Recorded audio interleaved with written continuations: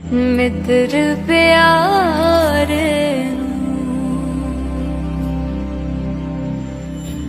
ਹਾਲ ਮੁਰੀਦਾਂ ਦਾ ਕਹਿਣਾ।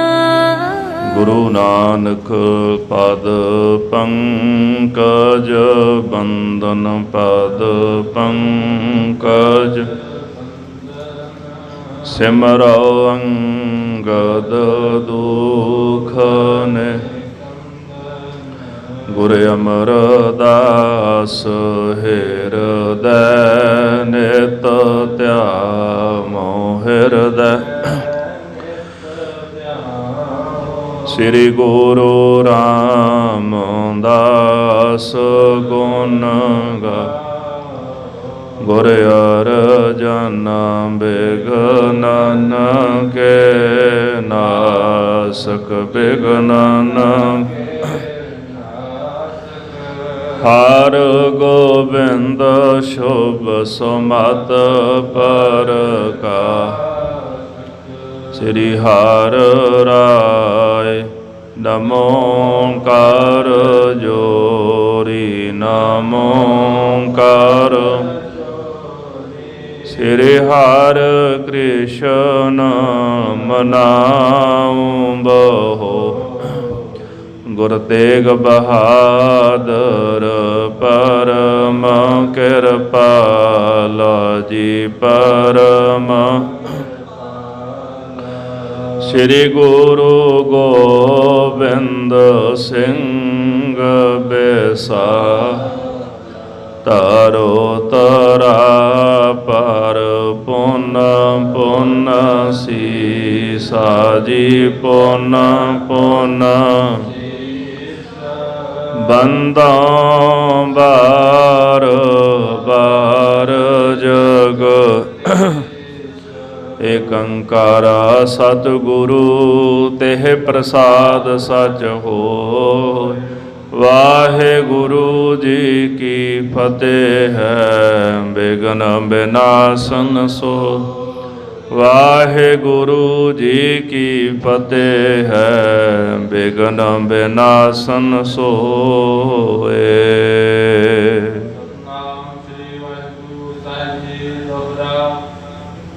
ਜਬ ਕਨ ਕੇਰੋ ਕੀਓ ਬੜ ਨਿਕਲਨ ਰਹਿੰਦੇ। ਸਭ ਲੋਗਨ ਦੁਖ ਪਾ ਕਰਿਓ ਇਹ ਹਮ ਸੋ ਦਗਾ ਕਰਨੇ। ਵਾਹਿਗੁਰੂ ਜੀ ਕਾ ਖਾਲਸਾ ਵਾਹਿਗੁਰੂ ਜੀ ਕੀ ਫਤਿਹ। ਜੁਗ ਹੋ ਜੁਗ ਅਟਲ। ਗੁਰੂ ਗਰੀਬ ਨਵਾਜ ਦਸਾਂ ਪਾਤਸ਼ਾਹੀਆਂ ਦੇ ਪਾਵਨਾਤਮਕ ਸਰੂਪ ਸਤਿਗੁਰੂ ਧੰਨ ਧੰਨ ਸਾਹਿਬ ਸ੍ਰੀ ਗੁਰੂ ਗ੍ਰੰਥ ਸਾਹਿਬ ਜੀ ਮਹਾਰਾਜ ਸਤਿਗੁਰਾਂ ਦੀ ਪਾਵਨ ਛਤਰ ਛਾਇਆ ਹੇਠ ਹਾਜ਼ਰੀਆਂ ਭਰ ਰਹੀ ਗੁਰੂ ਸਰੂਪ ਗੁਰੂ ਖਾਲਸਾ ਸਾਧ ਸੰਗਤ ਜੀਓ। ਆਪ ਜੀ ਸਰਬੱਤ ਸੰਗਤਾਂ ਬੜਭਾਗੀ ਹੋ। ਲੜੀਵਾਰ ਗੁਰੂ ਕਾ ਇਤਿਹਾਸ ਸਰਵਣ ਕਰਨ ਵਾਸਤੇ ਗੁਰੂ ਚਰਨਾਂ ਪਾਸ ਆਪ ਜੀ ਹਾਜ਼ਰੀਆਂ ਲਵਾ ਰਹੇ ਹੋ। ਬਾਬਾ ਬੰਦਾ ਸਿੰਘ ਬਹਾਦਰ ਨਾਲ ਤੁਰਕਾਂ ਨੇ ਆਪਣੀ ਨੇੜਤਾ ਵਧਾਈ। ਲਾਹੌਰ ਦਾ ਸੂਬੇਦਾਰ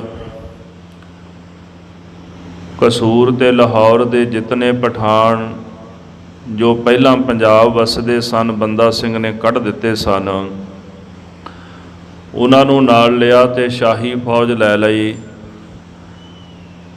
ਗੁਰਦਾਸਪੁਰੇ ਨੂੰ ਲਾਹੌਰ ਤੋਂ ਚਾਲਾ ਪਾ ਦਿੱਤਾ। ਚਾਰ ਚਫੇਰੇ ਘੇਰਾ ਕਰਕੇ ਲਾਹੌਰ ਦੇ ਸੂਬੇਦਾਰ ਨੇ ਵਕੀਲ ਭੇਜੇ ਬੰਦਾ ਸਿੰਘ ਦੇ ਪਾਸ ਕਿ ਅਸੀਂ ਤੁਹਾਡੇ ਮਰੀਦ ਬਣਨ ਵਾਸਤੇ ਆਏ ਹਾਂ। ਬਾਦਸ਼ਾਹ ਨੇ ਤੁਹਾਨੂੰ ਜਗੀਰ ਦੇ ਦਿੱਤੀ ਹੈ। ਪਹਾੜੀ ਇਲਾਕਾ ਦੂਣਾ ਦੇ ਸਮੇਤ ਤੁਹਾਡਾ ਹੈ। ਬਾਕੀ ਹੋਰ ਕੋਈ ਇਲਾਕਾ ਚਾਹੀਦਾ ਹੋਵੇ ਤੇ ਉਹ ਵੀ ਦੇ ਦਿਆਂਗੇ।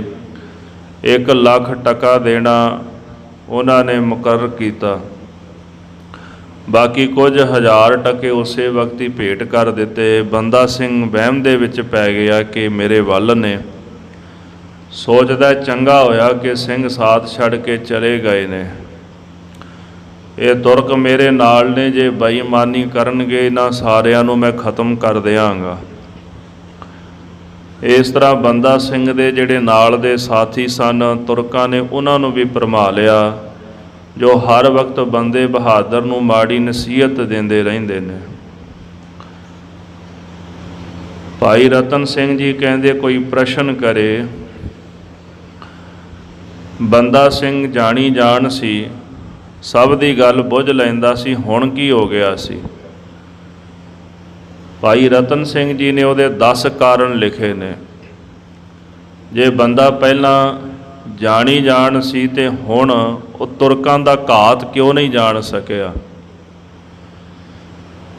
ਬੰਦੇ ਕੋਲੋਂ ਜਿਹੜੀ ਗਲਤੀ ਹੋਈ, ਪਹਿਲਾਂ ਮਾਤਾ ਸੁੰਦਰੀ ਜੀ ਨੂੰ ਉਹਨੇ ਗੁੱਸੇ ਕੀਤਾ। ਮਾਤਾ ਸੁੰਦਰ ਕੌਰ ਜੀ ਨੂੰ ਜਵਾਬ ਦਿੱਤਾ, ਮੈਂ ਤੁਹਾਡਾ ਸਿੱਖ ਹੀ ਨਹੀਂ। ਫਿਰ ਉਹਨੇ ਜੱਤ ਗਵਾ ਲਿਆ, ਵਿਆਹ ਕਰਾ ਲਏ। ਜਿਹੜੀ ਵੀਰਾਂ ਦੀ ਵਿਦਿਆ ਸੀ ਉਹ ਵੀ ਚਲੀ ਗਈ, ਉੱਡਣਾ ਛੱਡ ਦਿੱਤਾ। ਜਿਹੜੀ ਪੋਥੀ ਸੀ ਉਹਦੀ ਮੰਤਰਾਂ ਵਾਲੀ, ਉਹ ਰਾਜੇ ਸੁਧਾ ਸੈਨ ਦੇ ਕੋਲ ਸਕੇਤ ਮੰਡੀ ਰਹਿ ਗਈ। ਫਿਰ ਗੁਰੂ ਸਾਹਿਬ ਦੀ ਨਿੰਦਿਆ ਕੀਤੀ, ਮਹਾਰਾਜ ਕਲਗੀਧਰ ਜੀ ਨੂੰ ਬੋਲ ਕਬੋਲ ਬੋਲੇ। ਫਿਰ ਪੰਥ ਦੇ ਨਾਲ ਵਿਗਾੜ ਪਾਇਆ, ਉਹਦੀ ਇੱਕ ਇਸਤਰੀ ਨੇ ਲੜਕੇ ਵੀ ਮਾਰ ਦਿੱਤੀ। ਫਿਰ ਉਹਨੇ ਆਪਣਾ ਪੰਥ ਚਲਾ ਲਿਆ। ਇਸ ਪ੍ਰਕਾਰ ਕਰਾਮਾਤਾਂ ਜਿਹੜੀਆਂ ਨੇ, ਉਹ ਕਰਾਮਾਤਾਂ ਮੁਖਤ ਦੀ ਨਿਆਮਤ ਹੁੰਦੀਆਂ ਨੇ। ਇਹਨੇ ਮਿਹਨਤ ਕਰਨੀ ਛੱਡ ਦਿੱਤੀ, ਕਰਾਮਾਤਾਂ ਵੀ ਚਲੀਆਂ ਗਈਆਂ। ਮਿਹਨਤ ਕਿਹੜੀ? ਨਿਤਨੇਮ ਛੱਡ ਦਿੱਤਾ, ਬਾਣੀ ਛੱਡ ਦਿੱਤੀ, ਸੇਵਾ ਬੰਦਗੀ ਭਗਤੀ ਸਭ ਕੁਝ ਛੱਡ ਦਿੱਤਾ।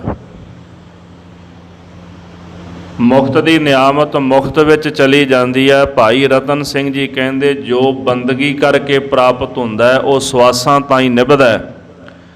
ਇਹ ਜਿਹੜੀਆਂ ਰਿੱਧੀਆਂ ਸਿੱਧੀਆਂ ਕਰਾਮਾਤਾਂ ਨੇ ਨਾ, ਇਹ ਬੰਦੇ ਨੂੰ ਦਗਾ ਦੇ ਜਾਂਦੀਆਂ ਨੇ। ਤੇ ਬੰਦੇ ਬਹਾਦਰ ਦੇ ਨਾਲ ਇਸੇ ਤਰ੍ਹਾਂ ਹੋਇਆ। ਚਾਕਰ ਰਾਜ ਗੁਮਾਸ਼ ਤੋਂ ਜੰਤਰ ਸਿੱਧੀ ਸ਼ਾਮ, ਨੌਕਰ ਰਾਜ ਗੁਮਾਸ਼ਤਾ ਕੰਮ ਕਰਨ ਵਾਲਾ, ਜਿਹਨੂੰ ਕੰਮ ਲਾਇਆ ਜਾਵੇ। ਮੁਨਸ਼ੀ ਨੂੰ ਵੀ ਗੁਮਾਸ਼ਤਾ ਕਹਿੰਦੇ ਨੇ। ਜੰਤਰ ਸਿੱਧੀ ਤੇ ਦਰਖਤ ਦੀ ਛਾਂ, ਇਹਨਾਂ ਦਾ ਕਦੇ ਭਰੋਸਾ ਨਹੀਂ ਕਰਨਾ ਚਾਹੀਦਾ, ਪਤਾ ਨਹੀਂ ਕਦੋਂ ਚਲੇ ਜਾਣ। ਆਓ ਅਗਲਾ ਪ੍ਰਕਰਨ ਸਰਵਣ ਕਰੀਏ। ਮਨ ਬਿਰਤੀਆਂ ਇਕਾਗਰ ਕਰਨ ਵਾਸਤੇ ਸਮੂਹ ਸੰਗਤਾਂ ਪ੍ਰੇਮ ਨਾਲ ਜਪੋ ਜੀ, ਸਤਨਾਮ ਸ੍ਰੀ ਵਾਹਿਗੁਰੂ ਸਾਹਿਬ ਜੀ। ਸਤਨਾਮ ਸ੍ਰੀ ਵਾਹਿਗੁਰੂ ਸਾਹਿਬ ਜੀਓ। ਜਬ ਤੁਰਕਨ ਘੇਰੋ ਪਰ ਨਿਕਲਨ ਲਹਿ। ਤੁਰਕਾਂ ਦੀ ਪਹਿਲੀ ਜਿਹੜੀ ਰਣਨੀਤੀ ਸੀ, ਗੁਰਦਾਸ ਨੰਗਲ ਦੀ ਗੜੀ ਨੂੰ ਜਿਹੜਾ ਘੇਰਾ ਪਾਇਆ ਗਿਆ ਸੀ, ਉਸ ਘੇਰੇ ਨੂੰ ਦੂਰ ਦੂਰ ਰੱਖਿਆ ਤਾਂ ਕਿ ਬੰਦਾ ਬਹਾਦਰ ਬਾਹਰ ਜਾ ਸਕੇ, ਉਹਦੇ ਚੇਲੇ ਬਾਹਰ ਜਾ ਸਕਣ। ਜਿਉਂ-ਜਿਉਂ ਬੰਦੇ ਬਹਾਦਰ ਦਾ ਭਰੋਸਾ ਵੱਧ ਗਿਆ ਤੇ ਤੁਰਕਾਂ ਨੇ ਘੇਰਾ ਨੇੜੇ ਕਰ ਲਿਆ।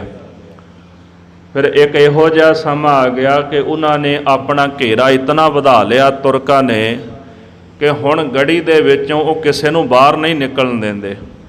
ਪਹਿਲਾਂ ਥੋੜ੍ਹੀਆਂ ਰਸਤਾਂ ਜਾਣ ਦਿੰਦੇ ਸਨ, ਜਿਹਦੇ ਨਾਲ ਇੱਕ ਦਿਨਾਂ ਦਾ ਗੁਜ਼ਾਰਾ ਹੋ ਜਾਂਦਾ ਸੀ।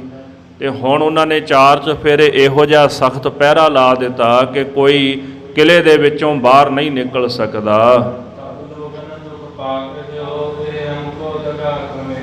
ਜਦੋਂ ਸਖਤ ਪਹਿਰੇ ਲੱਗ ਗਏ, ਨਾ ਕੋਈ ਅੰਦਰ ਜਾ ਸਕਦਾ ਤੇ ਨਾ ਕੋਈ ਬਾਹਰ ਜਾ ਸਕਦਾ ਹੈ। ਜਿਹੜੇ ਲੋਕ ਨਾਲ ਸਨ ਬੰਦੇ ਬਹਾਦਰ ਦੇ, ਬਾਅਦ ਵਿੱਚ ਚੇਲੇ ਬਣੇ ਸਨ, ਉਹਨਾਂ ਨੂੰ ਇਹ ਜਿਹੜੀ ਗੱਲ ਸਮਝ ਆ ਗਈ। ਜਦੋਂ ਦੁੱਖਾਂ ਦੀ ਪ੍ਰਾਪਤੀ ਹੋਣ ਲੱਗੀ, ਉਹਨਾਂ ਨੇ ਆਖਿਆ ਕਿ ਤੁਰਕ ਸਾਡੇ ਨਾਲ ਦਗਾ ਕਮਾ ਰਹੇ ਨੇ, ਸਾਡੇ ਨਾਲ ਧੋਖਾ ਕਰ ਰਹੇ ਹਨ। ਉਸ ਸਮੇਂ ਦੇ ਵਿੱਚ ਬਾਬਾ ਬਾਜ ਸਿੰਘ ਜੀ ਇਹਨਾਂ ਦੇ ਸਭ ਤੋਂ ਵੱਡੇ ਮੁਖਤਿਆਰ ਸਨ। ਬਾਬਾ ਬਾਜ ਸਿੰਘ ਜੀ ਉਹ 5 ਭਰਾ ਸਨ ਤੇ ਬਾਜ ਸਿੰਘ ਜਿਹੜੇ ਸਨ ਉਹ ਬੰਦਈ ਸਿੱਖ ਬਣ ਗਏ ਸਨ। ਉਹਨਾਂ ਨੇ ਬੰਦੇ ਬਹਾਦਰ ਨੂੰ ਗੁਰੂ ਧਾਰਨ ਕਰ ਲਿਆ ਸੀਗਾ ਤੇ ਬੰਦਾ ਸਿੰਘ ਬਹਾਦਰ ਨੇ ਉਹਨੂੰ ਸਭ ਤੋਂ ਵੱਡਾ ਮੁਖਤਿਆਰ ਬਣਾਇਆ ਸੀ। ਸਰਹੰਦ ਦਾ ਨਵਾਬ ਵੀ ਇਸੇ ਨੂੰ ਥਾਪਿਆ ਸੀ। ਜਿਹੜੇ ਵਿਚਾਰੇ ਗਰੀਬ ਨਾਲ ਸਨ ਬੰਦੇ ਬਹਾਦਰ ਦੇ, ਉਹ ਸਾਰੇ ਇਕੱਤਰ ਹੋ ਕੇ ਬਾਜ ਸਿੰਘ ਦੇ ਪਾਸ ਆ ਕੇ ਪੁਕਾਰ ਕਰਦੇ ਹਨ।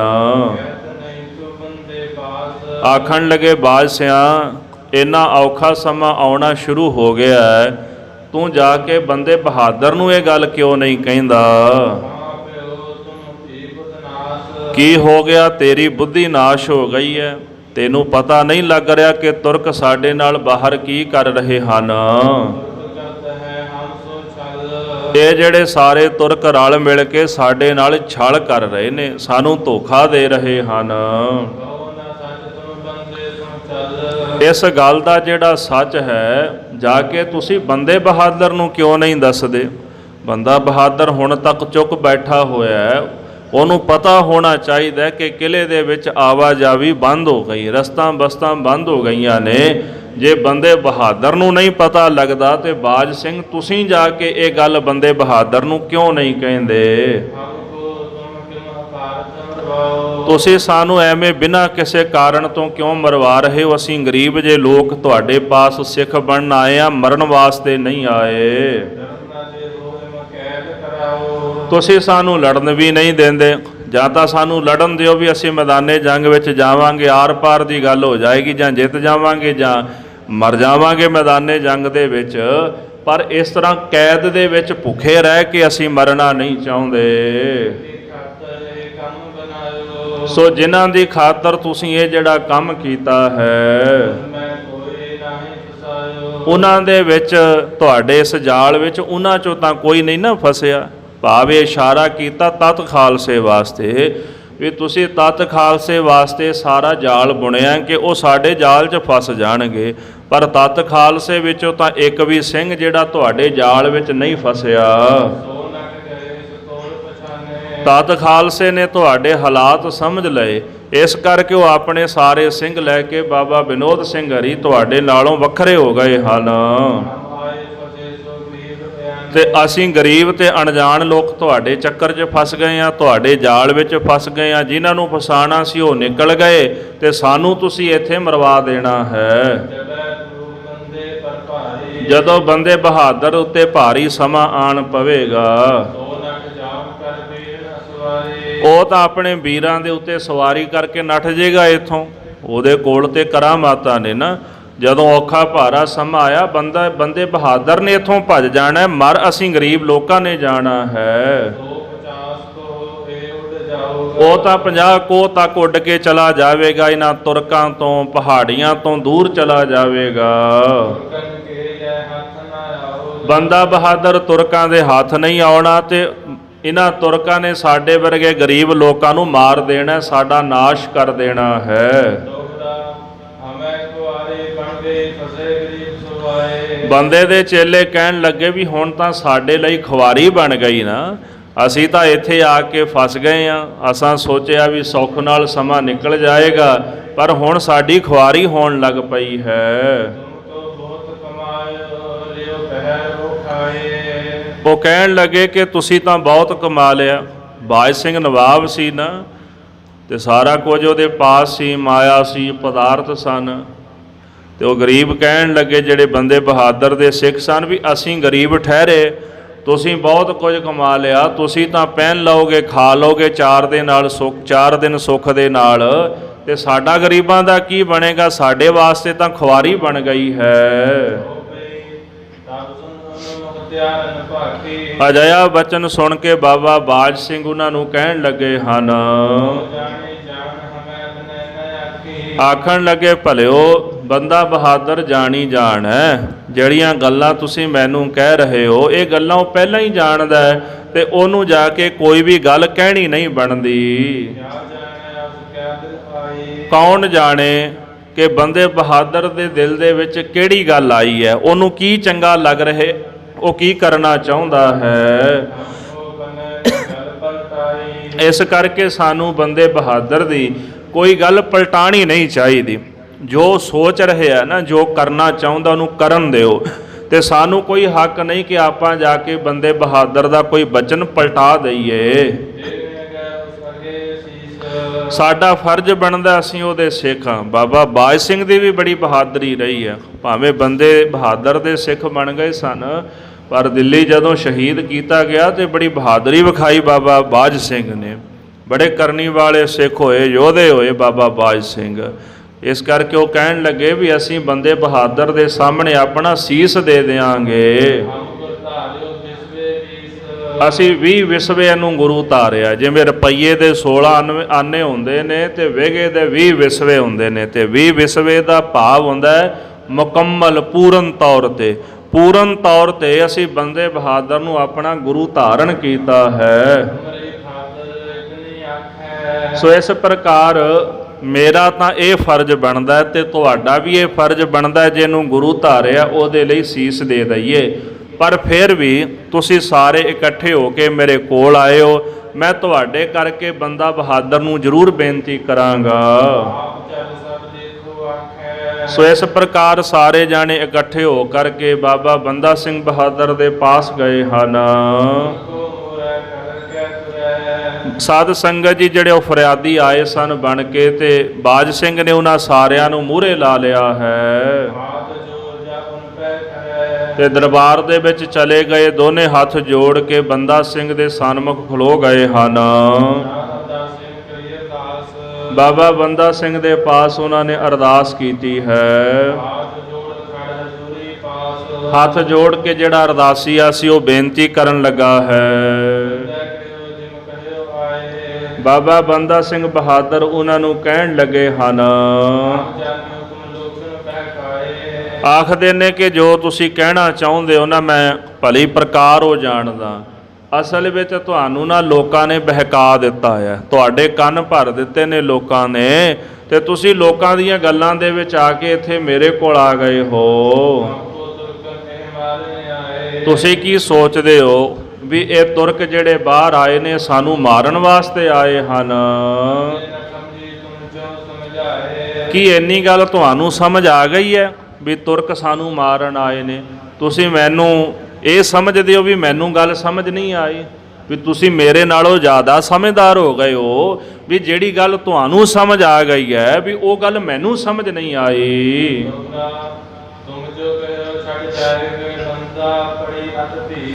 ਬੰਦਾ ਸਿੰਘ ਕਹਿਣ ਲੱਗਾ, ਜੇ ਤੁਸੀਂ ਇਹ ਗੱਲ ਕਹਿੰਦੇ ਹੋ ਨਾ ਵੀ ਜਦੋਂ ਭੀੜ ਬਣ ਜਾਏਗੀ, ਭੀੜ ਦਾ ਭਾਵ ਹੁੰਦਾ ਵੀ ਔਖਾ ਸਮਾਂ, ਵੀ ਜੇ ਔਖਾ ਸਮਾਂ ਬਣ ਗਿਆ ਵੀ ਬੰਦਾ ਸਿੰਘ ਇੱਥੋਂ ਉੱਡ ਕੇ ਉਹਦੇ ਵੀਰ ਉਹਨੂੰ ਕਿਤੇ 50 ਕੋ ਦੂਰ ਲੈ ਜਾਣਗੇ। ਆਖਦਾ ਕਿ ਮੇਰੇ ਵੀਰ ਇੱਥੇ ਵਿੱਚ ਸਾਖੀ ਨੇ, ਗਵਾਹੀ ਭਰ ਰਹੇ ਨੇ, ਮੈਂ ਤੁਹਾਡੇ ਨਾਲ ਇਹ ਵਾਅਦਾ ਕਰਦਾ ਕਿ ਇਹ ਗੱਲ ਕਦੇ ਨਹੀਂ ਹੋਵੇਗੀ। ਬੰਦਾ ਸਿੰਘ ਕਦੇ ਵੀ ਇੱਥੋਂ ਤੁਹਾਡਾ ਸਾਥ ਛੱਡ ਕੇ ਨਹੀਂ ਜਾਵੇਗਾ, ਚਾਹੇ ਬੁਰਾ ਹੋਵੇ ਚਾਹੇ ਭਲਾ ਹੋਵੇ, ਮੈਂ ਤੁਹਾਡਾ ਸਾਥ ਨਿਭਾਵਾਂਗਾ। ਮੈਂ ਆਪਣੇ ਬਚਨਾਂ ਤੇ ਹਮੇਸ਼ਾ ਪੱਕਾ ਰਹਾਂਗਾ, ਅਟਲ ਰਹਾਂਗਾ, ਤੇ ਤੁਹਾਨੂੰ ਸੱਚੀ ਗੱਲ ਕਹਿਣਾ ਕਿ ਮੈਂ ਕਦੇ ਵੀ ਇੱਥੋਂ ਉੱਡ ਕੇ ਨਹੀਂ ਜਾਵਾਂਗਾ। ਅੱਜ ਤੋਂ ਬਾਅਦ ਮੈਂ ਉੱਡਣਾ ਛੱਡ ਦਿੱਤਾ, ਮੈਂ ਕਦੇ ਵੀ ਤੁਹਾਡਾ ਸਾਥ ਨਹੀਂ ਛੱਡਾਂਗਾ, ਜਿਹੋ ਜਿਹਾ ਮਰਜ਼ੀ ਔਖਾ ਤੇ ਚੰਗਾ ਸਮਾਂ ਹੋਵੇ। ਭਾਈ ਰਤਨ ਸਿੰਘ ਜੀ ਕਹਿੰਦੇ ਬੰਦਾ ਬਹਾਦਰ ਨੇ ਆਪਣੇ ਸੇਵਕਾਂ ਦੇ ਖਾਤਰ ਉੱਡਣਾ ਛੱਡ ਦਿੱਤਾ ਹੈ। ਬੰਦਾ ਬਹਾਦਰ ਮਰ ਗਿਆ ਪਰ ਪ੍ਰਾਣ ਨਹੀਂ ਛੱਡਿਆ, ਆਪਣਾ ਪ੍ਰਣ ਨਹੀਂ ਛੱਡਿਆ ਉਹਨੇ। ਜਦੋਂ ਦਿੱਲੀ ਲੈ ਕੇ ਗਏ ਸਨ ਤੇ ਪਿੰਜਰੇ ਵਿੱਚ ਬੰਨ੍ਹ ਕੇ ਲੈ ਕੇ ਗਏ ਸਨ, ਲੋਹੇ ਦਾ ਪਿੰਜਰਾ ਸੀਗਾ, ਉਹਦੇ ਵਿੱਚ ਬੰਦ ਕਰਕੇ ਫਿਰ ਦਿੱਲੀ ਲੈ ਗਏ ਸਨ ਬਾਬਾ ਬੰਦਾ ਸਿੰਘ ਬਹਾਦਰ ਨੂੰ। ਔਰ ਜੇ ਉੱਡਣਾ ਵੀ ਹੁੰਦਾ ਨਾ, ਜਿਵੇਂ ਸਕੇਤ ਮੰਡੀ ਦਾ ਰਾਜਾ ਉਹਦੇ ਪਾਸ ਉੱਡ ਕੇ ਆਏ ਸੀਗੇ, ਕੁੱਲੂ ਦੇ ਰਾਜੇ ਨੇ ਗ੍ਰਿਫਤਾਰ ਕੀਤਾ ਸੀਗਾ, ਤੇ ਇੱਥੋਂ ਵੀ ਤਾਂ ਉੱਡ ਕੇ ਜਾ ਹੀ ਸਕਦੇ ਸਨ, ਪਰ ਉਹਨਾਂ ਨੇ ਆਪਣੇ ਸੇਵਕਾਂ ਨਾਲ ਪ੍ਰਣ ਕੀਤਾ ਸੀ ਵੀ ਅੱਜ ਤੋਂ ਬਾਅਦ ਬੰਦਾ ਬਹਾਦਰ ਤੁਹਾਨੂੰ ਛੱਡ ਕੇ ਕਦੇ ਵੀ ਉੱਡੇਗਾ ਨਹੀਂ। ਜਿਹੜੀ ਤੁਸੀਂ ਇਹ ਗੱਲ ਕਹਿ ਰਹੇ ਹੋ ਕਿ ਤੁਰਕ ਜਿਹੜੇ ਹਨ ਇਹ ਸਾਨੂੰ ਮਾਰਨ ਆਏ ਹਨ,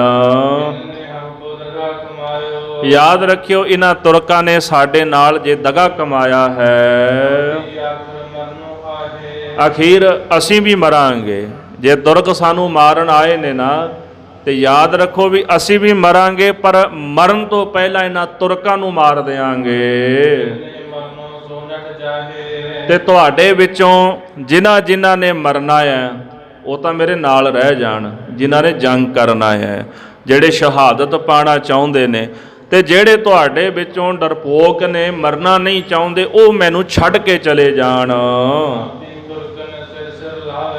ਬੰਦਾ ਬਹਾਦਰ ਕਹਿੰਦਾ ਮੈਂ ਆਪਣਾ ਸਿਰ ਤੁਰਕਾਂ ਦੇ ਸਿਰ ਲਾਵਾਂਗਾ। ਤੇ ਹੁਣ ਸਿਰ ਆਈ ਹੈ, ਅਸੀਂ ਇੱਥੋਂ ਭੱਜ ਕਿਵੇਂ ਸਕਦੇ ਹਾਂ ਨਾ। ਹੁਣ ਤਾਂ ਤੁਰਕ ਚੜ ਕੇ ਆ ਗਏ, ਸਾਨੂੰ ਫੜਨਾ ਚਾਹੁੰਦੇ, ਮਾਰਨਾ ਚਾਹੁੰਦੇ ਨੇ। ਹੁਣ ਤਾਂ ਸਿਰ ਪੈ ਗਈ ਤੇ ਇਸ ਕਰਕੇ ਅਸੀਂ ਇੱਥੋਂ ਭੱਜ ਨਹੀਂ ਸਕਦੇ।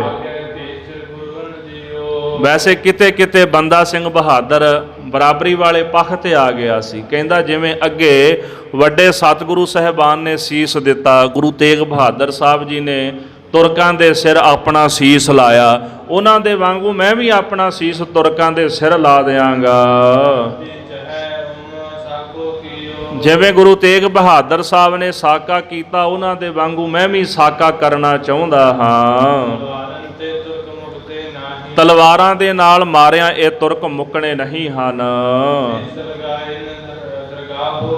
ਮੈਂ ਆਪਣਾ ਸੀਸ ਲਾ ਕੇ ਨਾ ਤੁਰਕਾਂ ਨੂੰ ਦਰਗਾਹੋਂ ਸੁੱਟ ਦਿਆਂਗਾ, ਦਰਗਾਹ ਤੋਂ ਇਹਨਾਂ ਨੂੰ ਖਤਮ ਕਰ ਦਿਆਂਗਾ। ਦਰਗਾਹ ਵਿੱਚ ਜਾ ਕੇ ਬੈਠੇ ਨੇ, ਦਰਗਾਹ ਵਿੱਚੋਂ ਡਿੱਗ ਜਾਣਗੇ, ਇਹਨਾਂ ਦਾ ਤਪ ਤੇਜ ਖਤਮ ਹੋ ਜਾਏਗਾ, ਰਾਜ ਭਾਗ ਸਭ ਕੁਝ ਖਤਮ ਹੋ ਜਾਵੇਗਾ। ਸੋ ਸੀਸ ਲਗਾਏ ਇਹਨਾਂ ਦਰਗਾਹੋਂ ਗਰਾਹੀ। ਇਹਦਾ ਭਾਵ ਹੈ ਵੀ ਦਰਗਾਹ ਤੋਂ ਇਹਨਾਂ ਨੂੰ ਸੁੱਟਣਾ। ਦਰਗਾਹ ਤੋਂ ਸੁੱਟਣ ਤੋਂ ਭਾਵ ਕਿ ਜਿਹੜੀ ਇਹਨਾਂ ਨੂੰ ਇਹ ਰਾਜ ਭਾਗ ਪਾਤਸ਼ਾਹੀ ਪ੍ਰਾਪਤ ਹੋਈ ਹੈ ਨਾ, ਮੈਂ ਜਦੋਂ ਆਪਣੀ ਸ਼ਹਾਦਤ ਦਿਆਂਗਾ ਤੇ ਮੇਰੀ ਮੌਤ ਇਹਨਾਂ ਦੇ ਸਿਰ ਲੱਗੇਗੀ, ਇਹਨਾਂ ਦਾ ਤਪ ਤੇਜ ਖਤਮ ਹੋ ਜਾਏਗਾ ਤੇ ਜਿਹੜੀ ਪਾਤਸ਼ਾਹੀ ਦਰਗਾਹ ਤੋਂ ਮਿਲੀ ਆ ਉੱਥੋਂ ਖਤਮ ਹੋ ਜਾਏਗੀ। ਇਸ ਤਰ੍ਹਾਂ ਦਰਗਾਹੋਂ ਇਹਨਾਂ ਦੀ ਪਾਤਸ਼ਾਹੀ ਡਿੱਗ ਜਾਏਗੀ, ਚਲੇ ਜਾਣਗੇ। ਹਮਕੋ ਪੀ ਅਬ ਸਿਰ ਪਰ ਆਇਓ। ਇਸ ਪ੍ਰਕਾਰ ਇਹ ਔਖਾ ਸਮਾਂ ਹੁਣ ਸਾਡੇ ਸਿਰ ਦੇ ਉੱਪਰ ਆਇਆ ਹੈ, ਇਸ ਕਰਕੇ ਮੈਂ ਆਪਣਾ ਸੀਸ ਦਿਆਂਗਾ। ਮੈਂ ਵੀ ਚਾਹੁੰਦਾ ਇਹਨਾਂ ਤੁਰਕਾਂ ਦਾ ਨਾਸ਼ ਹੋ ਜਾਵੇ, ਖਾਤਮਾ ਹੋ ਜਾਵੇ। ਇਸ ਪ੍ਰਕਾਰ ਦੀਆਂ ਗੱਲਾਂ ਆਪਣੇ ਸੇਵਕਾਂ ਨੂੰ ਕਹਿ ਕੇ ਬਾਬਾ ਬਾਜ ਸਿੰਘ ਨੂੰ ਸਮਝਾ ਕੇ ਬੰਦਾ ਸਿੰਘ ਬਹਾਦਰ ਚੁੱਪ ਕਰ ਗਏ ਹਨ।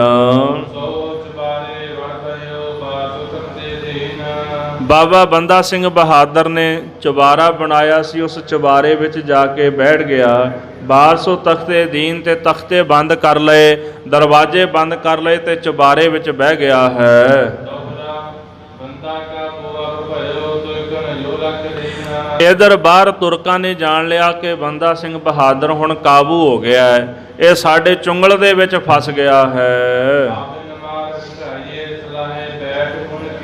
ਜ਼ਕਰੀਆ ਖਾਨ ਲਾਹੌਰ ਦਾ ਸੂਬੇਦਾਰ, ਹਿੰਮਤ ਖਾਨ ਕਸੂਰੀਆ ਪਠਾਨ ਜਿਹੜਾ ਸੀ, ਇਸ ਤਰ੍ਹਾਂ ਇਹਨਾਂ ਸਾਰੇ ਜਾਣਿਆਂ ਨੇ ਬਹਿ ਕੇ ਆਪਸ ਵਿੱਚ ਵਿਚਾਰ ਵਟਾਂਦਰਾ ਕਰ ਲਿਆ ਕਿ ਹੁਣ ਬੰਦੇ ਸਿੰਘ ਬਹਾਦਰ ਨੂੰ ਮਾਰ ਦਈਏ, ਖਤਮ ਕਰ ਦਈਏ, ਇਹ ਮੌਕਾ ਹੈ। ਭਾਈ ਰਤਨ ਸਿੰਘ ਜੀ ਕਹਿੰਦੇ ਹੁਣ ਅੱਗੇ ਤੁਰਕਾਂ ਦਾ ਘਾਤ ਸੁਣੋ, ਉਹਨਾਂ ਦਾ ਦਾਅ ਸੁਣੋ, ਜਿਸ ਤਰੀਕੇ ਨਾਲ ਬੰਦਾ ਸਿੰਘ ਬਹਾਦਰ ਨੂੰ ਉਹਨਾਂ ਕਾਬੂ ਕੀਤਾ ਹੈ ਬੇਈਮਾਨੀ ਨਾਲ। ਬਾਬਾ ਬੰਦਾ ਸਿੰਘ ਬਹਾਦਰ ਦੀ ਹਰ ਗੱਲ ਉਹਨਾਂ ਨੇ ਜਾਣ ਲਈ। ਖਾਲਸੇ ਨੇ ਭੇਤ ਨਹੀਂ ਦਿੱਤਾ, ਪਰ ਬੰਦਾ ਸਿੰਘ ਬਹਾਦਰ ਨੇ ਆਪਣਾ ਹਰ ਇੱਕ ਭੇਤ ਦੇ ਦਿੱਤਾ ਤੇ ਉਹ ਸਾਰਾ ਭੇਤ ਬੰਦਾ ਸਿੰਘ ਦਾ ਅੰਦਰੋਂ ਜਾਣ ਗਏ ਹਨ। ਇਹ ਵੀ ਗੱਲ ਜਾਣ ਗਏ ਕਿ ਬੰਦਾ ਸਿੰਘ ਬਹਾਦਰ ਦੀ ਕਰਾਮਾਤ ਚਲੀ ਗਈ ਹੈ। ਕਰਾਮਾਤ ਦੇ ਨਾਲ ਨਾਲ ਉਹਦੀ ਅਕਲ ਵੀ ਚਲੀ ਗਈ ਹੈ। ਹੁਣ ਉਹਦੇ ਪਾਸ ਬਹੁਤੀ ਅਕਲ ਵੀ ਨਹੀਂ ਰਹਿ ਗਈ।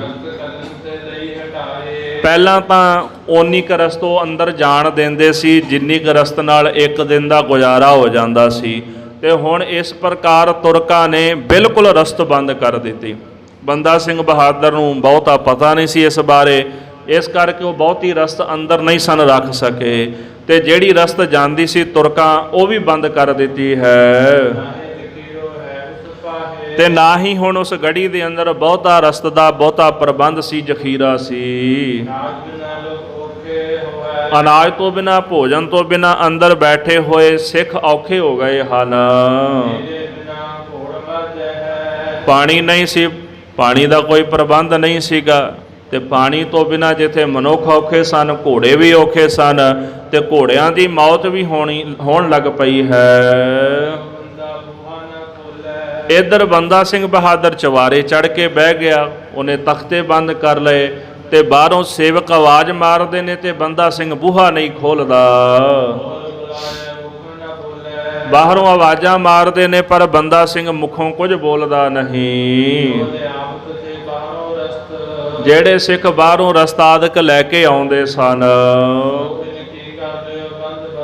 ਤੇ ਤੁਰਕਾਂ ਨੇ ਫਿਰ ਉਹਨਾਂ ਸਿੱਖਾਂ ਦਾ ਵੀ ਬੰਦੋਬਸਤ ਕਰ ਲਿਆ, ਵੀ ਰਾਹ ਬਿਲਕੁਲ ਰੋਕ ਦਿੱਤਾ। ਜਿਵੇਂ ਹੋਰ ਵਿਦਵਾਨਾਂ ਨੇ ਲਿਖਿਆ ਕਿ ਜਦੋਂ ਇਹ ਥੋੜਾ ਜਿਹਾ ਔਖਾ ਸਮਾਂ ਬਣਿਆ ਨਾ, ਇਹਨਾਂ ਨੇ ਘੇਰਾ ਘੱਤ ਲਿਆ, ਤੇ ਉਦੋਂ ਬੰਦਾ ਸਿੰਘ ਬਹਾਦਰ ਦੇ ਕੁਝ ਕੁ ਯੋਧੇ ਜਾਂਦੇ ਸਨ, 30-40 ਜਾਣਿਆਂ ਨੇ ਬਾਹਰ ਨਿਕਲਣਾ ਤੇ ਤੁਰਕਾਂ ਨੂੰ ਚੀਰ ਕੇ ਵਿੱਚੋਂ ਤੇ ਰਸਤਾਦਕ ਲੈ ਕੇ ਤੇ ਫਿਰ ਵਾਪਸ ਆ ਜਾਣਾ। ਹੌਲੀ ਹੌਲੀ ਉਹਨਾਂ ਸਖਤਾਈ ਜ਼ਿਆਦੀ ਕਰ ਦਿੱਤੀ, ਹੁਣ ਨਿਕਲਣਾ ਮੁਸ਼ਕਲ ਹੋ ਗਿਆ ਸਿੰਘਾਂ ਦਾ ਗੜੀ ਦੇ ਵਿੱਚੋਂ। ਸੋ ਇਸ ਪ੍ਰਕਾਰ ਤੁਰਕਾਂ ਨੇ ਸਿੰਘਾਂ ਦਾ ਇਸ ਤਰ੍ਹਾਂ ਬੰਦੋਬਸਤ ਕਰ ਲਿਆ ਹੈ। ਇਸ ਤਰ੍ਹਾਂ ਤੁਰਕਾਂ ਨੇ ਆਪਸ ਵਿੱਚ ਸਲਾਹ ਕਰ ਲਈ ਹੈ। ਇਸ ਤਰ੍ਹਾਂ ਉਹ ਕਹਿੰਦੇ ਨੇ ਵੀ ਭਾਈ ਹੁਣ ਇਹਨਾਂ ਨੂੰ ਨਾ ਘਟਾ ਕੇ ਮਾਰੋ, ਭਾਵ ਇਹਨਾਂ ਦੀ ਗਿਣਤੀ ਅੰਦਰ ਥੋੜੀ ਜਿਹੀ ਜ਼ਿਆਦੀ ਹੈ, ਪਹਿਲਾਂ ਇਹਨਾਂ ਦੀ ਗਿਣਤੀ ਘੱਟ ਕਰ ਲਓ ਤੇ ਫਿਰ ਗੜੀ ਤੇ ਹਮਲਾ ਕਰਕੇ ਜਿਹੜੇ ਅੰਦਰ ਰਹਿਣਗੇ ਉਹਨਾਂ ਨੂੰ ਮਾਰ ਦਿਆਂਗੇ। ਇਸ ਤਰ੍ਹਾਂ ਜਿਹੜੇ ਸਿਆਣੇ ਸਨ, ਉਹਨਾਂ ਦੇ ਵਕੀਲ ਸਲਾਹਕਾਰ ਸਨ, ਉਹਨਾਂ ਨੇ ਇਹ ਮਤਾ ਠਹਿਰਾਇਆ ਪਕਾਇਆ ਹੈ। ਕਹਿੰਦੇ ਮਾਰੋ ਜ਼ਰੂਰ ਇਹਨਾਂ ਨੂੰ, ਪਰ ਰੁਲਾ ਕੇ ਮਾਰੋ ਇਹਨਾਂ ਨੂੰ, ਵੀ ਇਹਨਾਂ ਨੂੰ ਵੀ ਪਤਾ ਲੱਗ ਜਾਏ। ਰੁਲਾ ਕੇ ਮਾਰਨਾ, ਪਹਿਲਾਂ ਇਹਨਾਂ ਦੀ ਗਿਣਤੀ ਘਟਾ ਲਓ ਤੇ ਫਿਰ ਇਹਨਾਂ ਤੇ ਹਮਲਾ ਕਰ ਦਿਓ।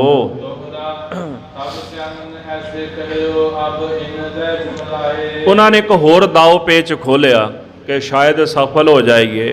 ਜਿਹੜੇ ਵਕੀਲ ਸਨ, ਸਲਾਹਕਾਰ ਸਨ, ਉਹ ਕਹਿਣ ਲੱਗੇ ਨਾ ਤੁਸੀਂ ਨਾ ਬੰਦਈ ਸਿੱਖਾਂ ਨੂੰ ਥੋੜਾ ਜਿਹਾ ਚਮਲਾ ਲਓ, ਇਹ ਜਦੋਂ ਚਮਲਾ ਜਾਣਗੇ ਨਾ ਫਿਰ ਆਪਾਂ ਤਰੀਕੇ ਨਾਲ ਇਹਨਾਂ ਨੂੰ ਮਾਰਾਂਗੇ।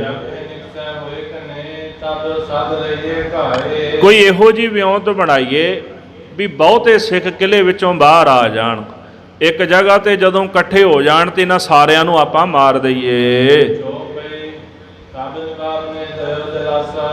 ਫਿਰ ਉਸ ਵਕਤ ਨਵਾਬ ਨੇ, ਜਿਹੜਾ ਲਾਹੌਰ ਦਾ ਸੂਬੇਦਾਰ ਸੀ, ਉਹਨੇ ਦਿਲਾਸਾ ਦਿੱਤਾ ਹੈ।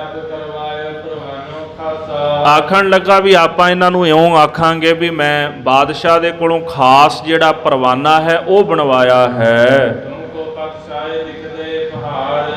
ਫਿਰ ਇਸ ਪ੍ਰਕਾਰ ਪਾਤਸ਼ਾਹ ਨੇ ਇਸ ਪਰਵਾਨੇ ਵਿੱਚ ਜਿੰਨਾ ਵੀ ਪਹਾੜ ਦਾ ਇਲਾਕਾ ਹੈ ਉਹ ਸਾਰਾ ਤੁਹਾਨੂੰ ਲਿਖ ਦਿੱਤਾ ਹੈ। ਮੈਂ ਬੜੇ ਕਰਾਰ ਕਰਕੇ, ਬੜੀ ਮਿਹਨਤ ਕਰਕੇ ਬੰਦਾ ਸਿੰਘ ਜੀ ਤੁਹਾਡੇ ਵਾਸਤੇ ਪਹਾੜੀ ਇਲਾਕੇ ਦਾ ਪਰਵਾਨਾ ਲਿਖਾਇਆ ਹੈ। ਮੈਂ ਤੁਹਾਡੀ ਬੜੀ ਸਿਫਤ ਕੀਤੀ ਬਾਦਸ਼ਾਹ ਸਾਹਮਣੇ ਵੀ ਬੰਦਾ ਬਹੁਤ ਵੱਡਾ ਕਰਾਮਾਤੀ ਹੈ, ਤੇ ਹੇ ਬਾਦਸ਼ਾਹ ਤੂੰ ਉਹਦੀ ਸਾਰ ਕਿਉਂ ਨਹੀਂ ਜਾਣੀ? ਐਡਾ ਮਹਾਨ ਗੁਰੂ ਪੀਰ ਪੈਗੰਬਰ ਆ ਉਹ, ਤੂੰ ਉਹਦੀ ਸਾਰ ਨਹੀਂ ਜਾਣੀ, ਤੇ ਤੈਨੂੰ ਸਮਝਣਾ ਚਾਹੀਦਾ ਵੀ ਉਹ ਬਹੁਤ ਵੱਡਾ ਪੀਰ ਹੈ। ਸੋ ਇਸ ਪ੍ਰਕਾਰ ਤੁਸੀਂ ਆਪਣੇ ਜਿਹੜੇ ਸੇਵਕ ਹਨ, ਜਿਹੜੇ ਮੋਹਦਵਾਰ ਭਰੋਸੇਯੋਗ ਨਜ਼ਦੀਕੀ ਹਨ, ਉਹ ਦਿੱਲੀ ਤੋਂ ਭੇਜਣਾ ਕਰੋ। ਸੋ ਇਸ ਪ੍ਰਕਾਰ ਬਾਦਸ਼ਾਹ ਨੇ ਇਹ ਖਾਸ ਪਰਵਾਨਾ ਤੁਹਾਡੇ ਲਈ ਭੇਜਿਆ ਹੈ, ਤੇ ਤੁਸੀਂ ਹੁਣ ਇਸ ਤਰ੍ਹਾਂ ਕਰੋ, ਤੁਮ ਨਿਜ ਮਾਤਬਰ ਦਿੱਲੀ ਤੋਰੋ। ਜਿਹੜੇ ਤੁਹਾਡੇ ਆਪਣੇ ਮੋਹਦਵਾਰ ਨੇ ਨਾ, ਜਿਹੜੇ ਭਰੋਸੇਯੋਗ ਨੇ, ਉਹ ਤੁਸੀਂ ਮੇਰੇ ਨਾਲ ਦਿੱਲੀ ਨੂੰ ਭੇਜ ਦਿਓ। ਤੇ ਮੈਂ ਇਸ ਤਰ੍ਹਾਂ ਕਰਦਾ ਹਾਂ, ਮੁਲਕ ਦਿਵਾਉ ਰਲਾਏ ਕਛ ਔਰੋ। ਜੇ ਤੁਹਾਨੂੰ ਕੁਝ ਹੋਰ ਮੁਲਕ ਚਾਹੀਦਾ ਉਹ ਵੀ ਦੱਸ ਦਿਓ, ਤੇ ਤੁਹਾਡਾ ਭਰੋਸੇਯੋਗ ਸੂਤਰ ਮੇਰੇ ਨਾਲ ਜਾਏਗਾ, ਤੇ ਬਾਦਸ਼ਾਹ ਤੋਂ ਕਹਾ ਕੇ ਜਿਹੜਾ ਵੀ ਤੁਸੀਂ ਮੁਲਕ ਕਹੋਗੇ ਉਹ ਵੀ ਮੈਂ ਤੁਹਾਨੂੰ ਨਾਲ ਲਿਖਾ ਦਿਆਂਗਾ। ਸੋ ਹੁਣ ਜੇ ਤੁਹਾਡਾ ਮਨ ਕਰਦਾ ਤੁਸੀਂ ਬੇਸ਼ੱਕ ਆਪਣੇ ਸੇਵਕ ਜਿਹੜੇ ਨੇ ਨਾ, ਕਹੀਆ ਦਾ ਭਾਵ ਹੈ ਵੀ ਰਸਤ ਬਸਤ ਲਿਆਉਣ ਵਾਸਤੇ ਨਾ ਤੁਸੀਂ ਹੁਣ ਭੇਜ ਦਿਓ। ਇੱਕ ਭਰੋਸੇਯੋਗ ਮੇਰੇ ਨਾਲ ਦਿੱਲੀ ਨੂੰ ਭੇਜ ਦਿਓ, ਤੇ ਬਾਕੀ ਤੁਹਾਡੇ ਜਿਹੜੇ ਇੱਥੇ ਸੇਵਕ ਨੇ ਤੇ ਉਹਨਾਂ ਨੂੰ ਰਸਤਾਂ ਬਸਤਾਂ ਵਾਸਤੇ ਬਾਹਰ ਭੇਜ ਦਿਓ। ਤੁਹਾਡੇ ਸੇਵਕ ਜਾਣਗੇ ਜੋ ਤੁਹਾਨੂੰ ਖਾਣ ਵਾਸਤੇ ਚਾਹੀਦਾ ਤੁਸੀਂ ਬਾਹਰੋਂ ਖਰੀਦ ਸਕਦੇ ਹੋ। ਹੁਣ ਜਿਹੜੇ ਸੁਲਤਾਨੀ ਸਿੱਖ ਬਣੇ ਸਨ, ਜਿਨ੍ਹਾਂ ਦਾ ਜ਼ਿਕਰ ਭਾਈ ਸਾਹਿਬ ਹੋਰਾਂ ਨੇ ਪਿੱਛੇ ਵੀ ਕੀਤਾ ਹੈ ਕਿ ਇਹਨਾਂ ਨੂੰ ਤੁਰਕਾਂ ਨੇ ਜਾਣ ਬੁੱਝ ਕੇ ਬੰਦਾ ਸਿੰਘ ਬਹਾਦਰ ਕੋਲ ਸਿੱਖ ਬਣਾ ਕੇ ਭੇਜਿਆ ਸੀ ਵੀ ਮੌਕੇ ਵੇਲੇ ਤੁਸੀਂ ਦਗਾ ਦੇ ਦੇਣਾ ਹੈ। ਜਿਹੜੇ ਹੁਣ ਉਹ ਸੁਲਤਾਨੀ ਸਨ, ਜਿਹੜੇ ਆ ਕੇ ਬੰਦਾ ਸਿੰਘ ਦੇ ਸਿੱਖ ਬਣ ਗਏ ਸਨ, ਉਹਨਾਂ ਨੇ ਵੀ ਦਗਾ ਕੀਤਾ ਤੇ ਜਿਹੜੇ ਬੰਦਾ ਸਿੰਘ ਦੇ ਨਾਲ ਰਹਿਣ ਵਾਲੇ ਨਜ਼ਦੀਕੀ ਸਿੱਖ ਸਨ ਉਹਨਾਂ ਨੂੰ ਭਰਮਾ ਲਿਆ। ਆਖਣ ਲੱਗੇ ਵੀ ਜੇ ਬਾਦਸ਼ਾਹ ਕਹਿੰਦਾ, ਲਾਹੌਰ ਦਾ ਸੂਬੇਦਾਰ ਵੀ ਕਹਿ ਰਹੇ ਹੈ ਵੀ ਆਪਾਂ ਬਾਹਰ ਚੱਲ ਕੇ ਰਸਤ ਲੈ ਲੈਨੇ ਆ, ਇੱਥੇ ਅੰਦਰ ਕਿਲੇ ਵਿੱਚ ਬੈਠੇ ਔਖੇ ਹੋ ਰਹੇ ਆ, ਭੋਜਨ ਸਾਡੇ ਕੋਲ ਨਹੀਂ, ਘੋੜਿਆਂ ਵਾਸਤੇ ਦਾਣਾ ਨਹੀਂ, ਕੋਈ ਪਾਣੀ ਦਾ ਪ੍ਰਬੰਧ ਨਹੀਂ, ਇਹੋ ਜਿਹੀਆਂ ਉਹਨਾਂ ਨੇ ਗੱਲਾਂ ਕਹਿ ਕੇ ਤੇ ਸਿੱਖਾਂ ਨੂੰ ਭਰਮਾ ਲਿਆ ਹੈ। ਉਹਨਾਂ ਸੁਲਤਾਨੀਆਂ ਦੇ ਕਹੇ ਹੋਏ ਬਚਨ ਅੱਗੋਂ ਸਿੱਖਾਂ ਨੇ ਵੀ ਮੰਨ ਲਏ ਹਨ। ਸਾਧ ਸੰਗਤ ਜੀ, ਇਹ ਬਚਨ ਸੁਣਦਿਆਂ ਸਾਰ ਉਹਨਾਂ ਨੇ ਗੜੀ ਛੱਡ ਦਿੱਤੀ। ਕਾਫੀ ਸਿੱਖਾਂ ਦਾ ਵੱਡਾ ਜਿਹੜਾ ਜਥਾ ਸੀਗਾ ਉਹ ਗੜੀ ਦੇ ਵਿੱਚੋਂ ਬੰਦਾ ਸਿੰਘ ਦੀ ਆਗਿਆ ਲੈ ਕੇ ਬਾਹਰ ਜਾਣਾ ਚਾਹੁੰਦਾ ਹੈ। ਇਧਰ ਸਿੱਖਾਂ ਨੇ ਵਿਉਂਤਬੰਦੀ ਕਰ ਲਈ, ਤੁਰਕਾਂ ਦੀ ਮਨਸ਼ਾ ਪੂਰੀ ਹੋ ਗਈ। ਉਹ ਚਾਹੁੰਦੇ ਇਹੀ ਸਨ ਵੀ ਸਿੱਖ ਜਿਹੜੇ ਕਿਲੇ ਵਿੱਚੋਂ ਬਾਹਰ ਨਿਕਲ ਜਾਣ। ਜਿਸ ਤਰ੍ਹਾਂ ਤੁਰਕ ਜ਼ਰੂਰੀ ਚਾਹੁੰਦੇ ਸਨ, ਹੁਣ ਉਸੇ ਤਰ੍ਹਾਂ ਉਹਨਾਂ ਦੇ ਮਨ ਦੀ ਇੱਛਾ ਪੂਰਨ ਹੋ ਗਈ ਹੈ। ਤੁਰਕਾਂ ਦਾ ਜਿਹੜਾ ਪੂਛ ਛਲ ਸੀ ਨਾ, ਉਹ ਸਿੰਘ ਜਾਣ ਨਹੀਂ ਸਕੇ। ਇਸ ਤਰ੍ਹਾਂ ਜਿਹੜੇ ਅੰਦਰੂਨੀ ਭਾਈ ਬਾਜ ਸਿੰਘ ਹਰੀ ਜਿਹੜੇ ਮੋਹਦਵਾਰ ਸਿੱਖ ਸਨ, ਉਹਨਾਂ ਨੇ ਬਹੁਤ ਸਾਰੇ ਸਿੰਘਾਂ ਦਾ ਇੱਕ ਜਥਾ ਜਿਹੜਾ ਸੀ ਉਹ ਰਸਤ ਪਾਣੀ ਵਾਸਤੇ ਗੜੀ ਤੋਂ ਬਾਹਰ ਨੂੰ ਤੋਰ ਦਿੱਤਾ ਹੈ। ਸਾਧ ਸੰਗਤ ਜੀ, ਵੈਰੀ ਤਾਂ ਪਹਿਲਾਂ ਹੀ ਤਰੀਕਾ ਢੰਗ ਲੱਭ ਰਹੇ ਸਨ ਵੀ ਕੋਈ ਤਰੀਕਾ ਮਿਲੇ ਸਾਨੂੰ ਤੇ ਅਸੀਂ ਸਿੰਘਾਂ ਨੂੰ ਮਾਰ ਦਈਏ। ਹੁਣ ਵੈਰੀਆਂ ਨੂੰ ਤਰੀਕਾ ਤਾਂ ਲੱਭ ਗਿਆ ਤੇ ਇਸ ਤਰੀਕੇ ਨੂੰ ਵਰਤ ਕੇ ਸਿੰਘਾਂ ਦੇ ਨਾਲ ਉਹਨਾਂ ਦਗਾ ਕਮਾਇਆ ਹੈ। ਜਿਸ ਪ੍ਰਕਾਰ ਕਹਿੰਦੇ ਹਰਨ ਦੀ ਡਾਰ ਦੌੜਦੀ ਹੁੰਦੀ ਹੈ ਨਾ, ਤੇ ਸਾਹਮਣੇ ਸ਼ੇਰ ਵੇਖ ਕੇ ਤੇ ਕੋਈ ਇੱਧਰ ਤੇ ਕੋਈ ਇੱਧਰ ਨੂੰ ਭੱਜ ਜਾਂਦਾ ਹੈ, ਸਾਰੇ ਖਿੰਡ ਜਾਂਦੇ ਨੇ। ਇਨ ਬਿਨ ਇਸੇ ਪ੍ਰਕਾਰ ਕੁਝ ਸਿੱਖਾਂ ਦੇ ਹਾਲਾਤ ਵੀ ਉੱਥੇ ਬਣ ਗਏ ਹਨ। ਸਾਧ ਸੰਗਤ ਜੀ, ਵੈਰੀ ਜਿਹੜਾ ਉੱਪਰੋਂ ਉੱਪਰੋਂ ਤਾਂ ਆਦਰ ਕਰ ਰਹੇ ਆ, ਉੱਪਰੋਂ ਉੱਪਰੋਂ ਮਾਣ ਕਰਦਾ ਪਿਆ ਹੈ, ਪਰ ਅੰਦਰੋਂ ਉਹਨਾਂ ਦੇ ਦਗਾ ਸੀਗਾ, ਛਲ ਸੀਗਾ। ਤੇ ਉਹ ਸਿੰਘ ਜਿਹੜੇ ਸਨ ਉਹ ਇਹੀ ਸੋਚਦੇ ਰਹੇ ਵੀ ਇਹ ਸਾਡਾ ਆਦਰ, ਸਾਡਾ ਮਾਣ ਸਤਿਮਾਨ ਕਰ ਰਹੇ ਹਨ। ਸਾਧ ਸੰਗਤ ਜੀ, ਹੁਣ ਇੱਧਰ ਤੁਰਕਾਂ ਨੇ ਇਸ ਗੱਲ ਨੂੰ ਜਾਣ ਲਿਆ ਵੀ ਸਿੰਘ ਜਿਹੜੇ ਰਸਤ ਲੈਣ ਲਈ ਬਾਹਰ ਨਿਕਲ ਗਏ ਹਨ। ਸਾਧ ਸੰਗਤ ਜੀ, ਕਈ ਕੋਹਾਂ ਤੱਕ ਜਿਹੜੇ ਸਿੱਖ ਸਨ ਘੋੜਿਆਂ ਤੇ ਸਵਾਰ ਹੋ ਕੇ ਚਲੇ ਗਏ ਹਨ। ਉਸ ਤੋਂ ਬਾਅਦ ਤੁਰਕਾਂ ਨੇ ਸਿੰਘਾਂ ਦੇ ਪਿੱਛੇ ਹਮਲਾ ਕਰ ਦਿੱਤਾ ਹੈ। ਸਿੰਘਾਂ ਨੇ ਵੇਖ ਲਿਆ, ਉਹ ਹੋ ਗਿਆ ਜੋ ਸੋਚਿਆ ਨਹੀਂ ਸੀ। ਤੁਰਕਾਂ ਦਾ ਭਾਰੀ ਦਲ ਜਿਹੜਾ ਸੀ ਉਹਨਾਂ ਸਿੰਘਾਂ ਦੇ ਪਿੱਛੇ ਚੜ੍ਹ ਕੇ ਆ ਗਿਆ ਹੈ। ਹੁਣ ਸਿੰਘ ਜਿਹੜੇ ਸਨ ਉਹ ਰਸਤ ਲੈਣ ਲਈ ਬਹੁਤੇ ਚਲੇ ਗਏ। ਉਹ ਸੁਲਤਾਨੀਏ ਜਿਹੜੇ ਸਨ ਉਹ ਵੀ ਇਕੱਠੇ ਹੋ ਕੇ ਨਾਲ ਨਿਕਲ ਗਏ, ਕਾਫੀ ਸਿੰਘ ਵੀ ਚਲੇ ਗਏ ਤੇ ਥੋੜੇ ਜਿਹੇ ਸਿੰਘ ਜਿਹੜੇ ਸਨ ਉਹ ਕਿਲੇ ਦੇ ਵਿੱਚ ਰਹਿ ਗਏ ਹਨ। ਤੇ ਜਿਹੜੇ ਸਿੱਖ ਸਨ ਉਹਨਾਂ ਨੇ ਚਾਰ ਚੁਫੇਰੇ ਤੁਰਕਾਂ ਨੇ ਘੇਰ ਲਏ ਹਨ। ਸਿੱਖਾਂ ਨੇ ਵੀ ਆਪਣੇ ਮਨ ਦੇ ਅੰਦਰ ਇਸ ਗੱਲ ਨੂੰ ਮੰਨ ਲਿਆ ਹੈ ਵੀ ਹੁਣ ਸਾਡੀ ਜਾਨ ਨਹੀਂ ਛੁੱਟਣੀ। ਹੁਣ ਕਾਬੂ ਆ ਗਏ ਇਹਨਾਂ ਦੇ। ਇੱਕ ਤਾਂ ਭੁੱਖੇ ਸਨ ਤੇ ਜਿਹੜੇ ਸਿੰਘ ਗੁਰਦਾਸ ਨੰਗਲ ਦੀ ਗੜੀ ਦੇ ਵਿੱਚ ਸੀ, ਇਤਿਹਾਸਕਾਰ ਇੱਥੋਂ ਤਾਂ ਹੀ ਲਿਖਦੇ ਵੀ ਕਰੀਬਨ 4-5 ਹਜ਼ਾਰ ਸਿੰਘ ਭੁੱਖ ਨਾਲ ਹੀ ਸ਼ਹੀਦ ਹੋ ਗਿਆ ਸੀ ਅੰਦਰ। ਕਿਹੋ ਜਿਹਾ ਔਖਾ ਸਮਾਂ ਸੀ, ਘੋੜੇ ਮਰ ਗਏ ਸਨ, ਸ਼ਸਤਰ ਭੋਜਨ ਕੁਝ ਨਹੀਂ ਸੀ ਉਹਨਾਂ ਦੇ ਕੋਲ। ਤੇ ਜਿਹੜੇ ਸਿੱਖ ਜਿਉਂਦੇ ਸਨ ਉਹਨਾਂ ਦੇ ਸਰੀਰ ਪਿੰਜਰ ਬਣ ਗਏ ਸਨ ਭੁੱਖ ਦੇ ਨਾਲ। ਇਹ ਕੋਈ 1-2 ਮਹੀਨੇ ਦਾ ਘੇਰਾ ਨਹੀਂ ਸੀ, 8 ਮਹੀਨੇ ਘੇਰਾ ਪਾਈ ਰੱਖਿਆ ਉਹਨਾਂ ਨੇ, 8 ਮਹੀਨੇ। ਤੇ ਕਿਹੋ ਜਿਹਾ ਔਖਾ ਸਮਾਂ ਸਿੰਘਾਂ ਨੇ ਕੱਢਿਆ ਹੋਣਾ ਅੰਦਰ। ਹੁਣ ਸਿੰਘ ਬਾਹਰ ਤਾਂ ਨਿਕਲ ਗਏ, ਭਰੋਸਾ ਕਰਕੇ ਉਹਨਾਂ ਤੇ ਨਹੀਂ ਸੀ ਕਰਨਾ ਚਾਹੀਦਾ, ਪਰ ਉਸ ਭਰੋਸੇ ਨੂੰ ਤੋੜਿਆ ਤੁਰਕਾਂ ਨੇ, ਦਗਾ ਕਮਾਇਆ। ਸਿੰਘਾਂ ਨੂੰ ਜਦੋਂ ਘੇਰਾ ਪੈ ਗਿਆ ਉਹਨਾਂ ਜਾਣ ਲਿਆ ਕਿ ਹੁਣ ਸਾਡੀ ਜਾਨ ਇੱਥੋਂ ਨਹੀਂ ਛੁੱਟਣੀ ਹੈ। ਫਿਰ ਸਿੰਘਾਂ ਨੇ ਆਪਸ ਵਿੱਚ ਗੁਰਮਤਾ ਪਕਾ ਲਿਆ ਕਿ ਸਿੰਘੋ ਸ਼ਹੀਦ ਹੋ ਜਾਓ, ਹੁਣ ਮਰਨ ਤੋਂ ਸ਼ੰਕਾ ਨਾ ਕਰਿਓ। ਹੁਣ ਆਪਣੇ ਗੁਰੂ ਵਾਸਤੇ ਆਪਣੀ ਜਾਨ ਲੇਖੇ ਲਾ ਲਵੋ। ਇਹ ਜਿਹੜਾ ਯੁੱਧ ਨਾ ਦੀਨ ਮਜਬ ਦਾ ਯੁੱਧ ਹੈ, ਧਰਮ ਯੁੱਧ ਹੈ। ਤੇ ਜੇ ਅਸੀਂ ਇੱਥੋਂ ਨੱਠਾਂਗੇ ਨਾ ਤੇ ਅਸੀਂ ਛੁੱਟਣਾ ਫੇਰ ਵੀ ਨਹੀਂ। ਜੇ ਦੌੜਾਂਗੇ ਡਰਦੇ ਮਾਰੇ ਤੇ ਤੁਰਕਾਂ ਨੇ ਘੇਰ ਕੇ ਸਾਨੂੰ ਮਾਰ ਦੇਣਾ ਹੈ। ਇਸ ਤਰ੍ਹਾਂ ਇਹ ਤੋਂ ਤੁਰਕ ਚੜ ਕੇ ਆ ਗਏ ਤੇ ਉਧਰੋਂ ਸਿੰਘ ਉਹਨਾਂ ਦੇ ਸਨਮੁਖ ਹੋ ਗਏ ਹਨ।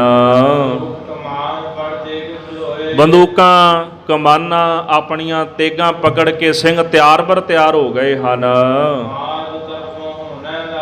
ਅਚਾਨਕ ਗਹਿ ਗੱਚ ਜੰਗ ਮਚ ਗਿਆ। ਚਾਰ ਚਫੇਰੇ ਤੋਂ ਮਾਰ ਹੋ ਪੈਣ ਲੱਗ ਪਈ ਹੈ। ਦੋ ਤਰਫਾਂ ਤੋਂ ਜੰਗ ਸ਼ੁਰੂ ਹੋ ਗਿਆ। ਚਾਰ ਤਰਫਾਂ ਤੋਂ ਸ਼ਸਤਰ ਪੈਣ ਲੱਗ ਪਏ। ਕਿਸੇ ਪਾਸੇ ਤੇਗਾਂ ਚੱਲ ਰਹੀਆਂ, ਕਿਸੇ ਪਾਸੇ ਬੰਦੂਕਾਂ, ਕਿਸੇ ਪਾਸੇ ਤੀਰ ਚੱਲ ਰਹੇ ਨੇ ਤੇ ਸੂਰਮਿਆਂ ਨੇ ਨੰਗੀਆਂ ਤੇਗਾਂ ਹੱਥ ਦੇ ਵਿੱਚ ਫੜ ਲਈਆਂ ਤੇ ਮੈਦਾਨੇ ਜੰਗ ਵਿੱਚ ਫਿਰਨ ਲੱਗ ਪਏ ਹਨ।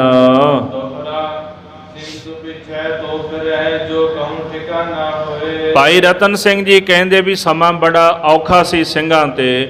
ਸਿੰਘ ਉੱਥੋਂ ਪਿਛਾਂ ਤਾਂ ਮੁੜਦੇ ਜੇ ਸਿੰਘਾਂ ਕੋਲ ਕੋਈ ਟਿਕਾਣਾ ਹੁੰਦਾ। ਗੁਰਦਾਸ ਨੰਗਲ ਦੀ ਗੜੀ ਉਹ ਤਾਂ ਹੁਣ ਦਰਵਾਜ਼ਾ ਅੰਦਰਲੇ ਸਿੰਘਾਂ ਨੇ ਬੰਦ ਕਰ ਲਿਆ ਤੇ ਕਈ ਕੋ ਅੱਗੇ ਨਿਕਲ ਚੁੱਕੇ ਸਨ, ਪਿੱਛੇ ਕਿੱਥੇ ਜਾਂਦੇ। ਤੇ ਇਸ ਤੋਂ ਇਲਾਵਾ ਹੋਰ ਵੀ ਕੋਈ ਇਲਾਕਾ ਨਹੀਂ ਸੀ ਵੀ ਜਿੱਥੇ ਸਿੰਘ ਚਲੇ ਜਾਂਦੇ। ਇਸ ਕਰਕੇ ਉਹਨਾਂ ਦੇ ਕੋਲ ਹੁਣ ਕੋਈ ਟਿਕਾਣਾ ਨਾ ਬਚਿਆ। ਉਹਨਾਂ ਸਿੰਘਾਂ ਨੂੰ ਇਸ ਤਰ੍ਹਾਂ ਜਾਪਿਆ ਵੀ ਹੁਣ ਸਾਡਾ ਜੀਵਨ ਜਿਹੜਾ ਸਮਾਪਤ ਹੈ ਤੇ ਇੱਥੇ ਹੀ ਭਾਈ ਹੁਣ ਆਪਣੀ ਸ਼ਹਾਦਤ ਦੇ ਦੇਣੀ ਹੈ। ਤੇ ਅੱਗੇ ਹੋ ਕੇ ਸਿੰਘ ਸ਼ਹੀਦ ਹੋਣ ਲੱਗੇ ਹਨ। ਇਸ ਤਰ੍ਹਾਂ ਸਿੰਘਾਂ ਨੇ ਆਪਣੇ ਸ਼ਸਤਰ ਮੈਦਾਨੇ ਜੰਗ ਵਿੱਚ ਚਲਾਏ ਹਨ। ਆਪਣਾ ਪੈਰ ਪਿੱਛੇ ਨਹੀਂ ਕੀਤਾ, ਅੱਗੇ ਦੀ ਅੱਗੇ ਵਧਦੇ ਹਨ। ਜਿਹੜੀਆਂ ਬੰਦੂਕਾਂ ਪਹਿਲਾਂ ਭਰੀਆਂ ਹੋਈਆਂ ਸਨ ਸਿੰਘਾਂ ਨੇ ਉਹ ਚਲਾ ਦਿੱਤੀਆਂ ਹਨ। ਤੇ ਦੂਜੀ ਵਾਰੀ ਮੌਕਾ ਨਹੀਂ ਮਿਲਿਆ ਬੰਦੂਕ ਦੇ ਵਿੱਚ ਗੋਲੀ ਸਿੱਕਾ ਆਦਿਕ ਭਰਨ ਦਾ। ਕਿਉਂ? ਫੌਜਾਂ ਚਾਰ ਚਫੇਰਿਓਂ ਚੜ੍ਹ ਕੇ ਆ ਗਈਆਂ। ਬੜਾ ਸੰਘਣਾ ਜੰਗ ਹੋਣ ਲੱਗ ਪਿਆ। ਮੌਕਾ ਨਹੀਂ ਸੀ ਸਿੰਘਾਂ ਕੋਲ ਵੀ ਉਹ ਬਰੂਦ ਸਿੱਕਾ ਭਰ ਕੇ ਤੇ ਗੋਲੀ ਚਲਾ ਸਕਣ। ਜਿਹੜੀਆਂ ਬੰਦੂਕਾਂ ਪਹਿਲਾਂ ਭਰ ਕੇ ਲਿਆਏ ਸਨ ਇੱਕੋ ਵਾਰੀ ਉਹਦੀਆਂ ਸ਼ਲਖਾਂ ਛੱਡ ਦਿੱਤੀਆਂ ਹਨ। ਸਿੰਘਾਂ ਨੇ ਹੱਥਾਂ ਦੇ ਵਿੱਚ ਆਪਣੀਆਂ ਤੇਗਾਂ ਜਿਹੜੀਆਂ ਸਨ ਮਿਆਨਾਂ ਚੋਂ ਧੂ ਕੇ ਫੜ ਲਈਆਂ ਹਨ। ਜਿਹਦੇ ਉੱਤੇ ਤੇਗ ਚਲਾਈ ਉਹਦੇ ਆਰ ਪਾਰ ਕੱਢ ਦਿੱਤੀ ਹੈ। ਜਿਹੜੇ ਤੀਰ ਅੰਦਾਜ਼ ਸਨ ਉਹਨਾਂ ਨੇ ਹੱਥ ਵਿੱਚ ਪਕੜ ਕੇ ਕਮਾਨਾਂ ਤੇ ਤੀਰ ਜਿਹੜੇ ਸਨ ਚਿੱਲਿਆਂ ਨੂੰ ਕੰਨ ਤੱਕ ਖਿੱਚ ਖਿੱਚ ਕੇ ਚਲਾਏ ਹਨ। ਜਿਨ੍ਹਾਂ ਪਾਸ ਨੇਜੇ ਸਨ ਉਹਨਾਂ ਨੇ ਨੇਜਿਆਂ ਨਾਲ ਤੁਰਕਾਂ ਨੂੰ ਪਰੋ ਦਿੱਤਾ। ਜਿਨ੍ਹਾਂ ਕੋਲ ਬਰਛੀਆਂ ਸਨ ਉਹਨਾਂ ਨੇ ਬਰਛੀਆਂ ਦੇ ਨਾਲ ਪਰੋ ਦਿੱਤੇ ਤੁਰਕ। ਜਿਵੇਂ ਹਲਵਾਈ ਸੀਖ ਨਾਲ ਵਿੰਨ ਕੇ ਵੜੇ ਉਤਾਰਦਾ ਹੈ, ਇਨ ਬਿਨ ਇਸੇ ਪ੍ਰਕਾਰ ਬਰਛੀਆਂ ਵਾਲੇ ਸਿੰਘਾਂ ਨੇ ਤੁਰਕ ਪਰੋ ਦਿੱਤੇ ਹਨ। ਇਸ ਤਰ੍ਹਾਂ ਇੱਕ ਇੱਕ ਬਰਛੀ ਦੋ ਦੋ ਤਿੰਨਾਂ ਤਿੰਨਾਂ ਦੇ ਪਾਰ ਲੰਘਾ ਦਿੱਤੀ ਹੈ। ਭੋਗ ਪਾ ਦਿੱਤਾ ਤੁਰਕਾਂ ਦਾ। ਉਧਰ ਤੁਰਕ ਵੀ ਤਾਣ ਲਾ ਲਾ ਕੇ ਸਿੰਘਾਂ ਨੂੰ ਮਾਰ ਰਹੇ ਹਨ। ਇਸ ਪ੍ਰਕਾਰ ਉੱਥੇ ਕਮਸਾਨ ਦਾ ਭਿਅੰਕਰ ਜੰਗ ਮਚ ਗਿਆ ਹੈ। ਗੁਰੂ ਕੇ ਸਿੰਘ ਜਿਹੜੇ ਹਨ ਆਪਣੀ ਜ਼ਿੰਦਗੀ ਦਾ ਸ਼ੰਕਾ ਨਹੀਂ ਕਰਦੇ। ਉਹਨਾਂ ਨੇ ਮਰਨਾ ਮੰਡਿਆ ਹੋਇਆ ਹੈ। ਜਿਹੜੇ ਤੁਰਕ ਨੇ ਉਹ ਡਰਦੇ ਨੇ ਮਰਨ ਤੋਂ, ਪਿਛਾਂ ਨੂੰ ਹਟਦੇ ਨੇ, ਪਰ ਸਿੰਘ ਉਹਨਾਂ ਦਾ ਡਟ ਕੇ ਮੁਕਾਬਲਾ ਕਰਦੇ ਤੇ ਤੁਰਕਾਂ ਦੇ ਆਹੂ ਲਾਈ ਜਾਂਦੇ ਹਨ। ਜਿਹੜੇ ਸਿੰਘ ਨੇ ਉਹ ਤੁਰਕਾਂ ਦੇ ਸ਼ਸਤਰ ਆਪਣੇ ਮੁਖ ਤੇ ਲੈਂਦੇ, ਪਿੱਠ ਨਹੀਂ ਵਿਖਾਉਂਦੇ। ਡਰਦੇ ਮਾਰੇ ਤੁਰਕ ਆਪਣੇ ਪੈਰ ਪਿਛਾਂ ਨੂੰ ਕਰਦੇ ਨੇ, ਮਰਨ ਤੋਂ ਸ਼ੰਕਾ ਕਰਦੇ ਨੇ, ਪਰ ਸਿੰਘਾਂ ਨੇ ਸ਼ੰਕਾ ਤਿਆਗ ਦਿੱਤਾ।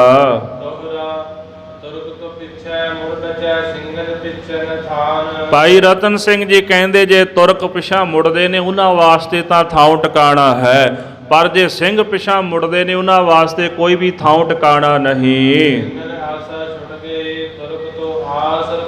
ਸਿੰਘਾਂ ਦੀ ਆਸ ਜਿਹੜੀ ਸੀ ਉਹ ਖਤਮ ਹੋ ਗਈ। ਉਹਨਾਂ ਨੇ ਮੰਡ ਲਿਆ ਕਿ ਸ਼ਹਾਦਤ ਪ੍ਰਾਪਤ ਕਰ ਲੈਣੀ ਹੈ, ਪਰ ਤੁਰਕ ਆਸ ਰੱਖਦੇ ਸਨ ਕਿ ਜੇ ਪਿਛਾਂ ਜਾਵਾਂਗੇ ਤਾਂ ਵੀ ਬਚਾਅ ਹੋ ਜਾਣਾ ਹੈ, ਤੇ ਜੇ ਸਿੰਘਾਂ ਨੂੰ ਸ਼ਹੀਦ ਕਰ ਲਵਾਂਗੇ ਤੇ ਫਿਰ ਮੋਰਚਾ ਫਤਿਹ ਹੋ ਜਾਣਾ ਹੈ। ਜੇ ਇੱਕ ਤੁਰਕ ਸਿੰਘ ਮਾਰਦੇ ਨੇ ਤੇ ਦੋ ਆ ਜਾਂਦੇ ਨੇ, ਜੇ ਦੋ ਤੁਰਕਾਂ ਨੂੰ ਸਿੰਘ ਝਟਕਾਉਂਦੇ ਨੇ ਤੇ ਚਾਰ ਤੁਰਕ ਆ ਜਾਂਦੇ ਹਨ।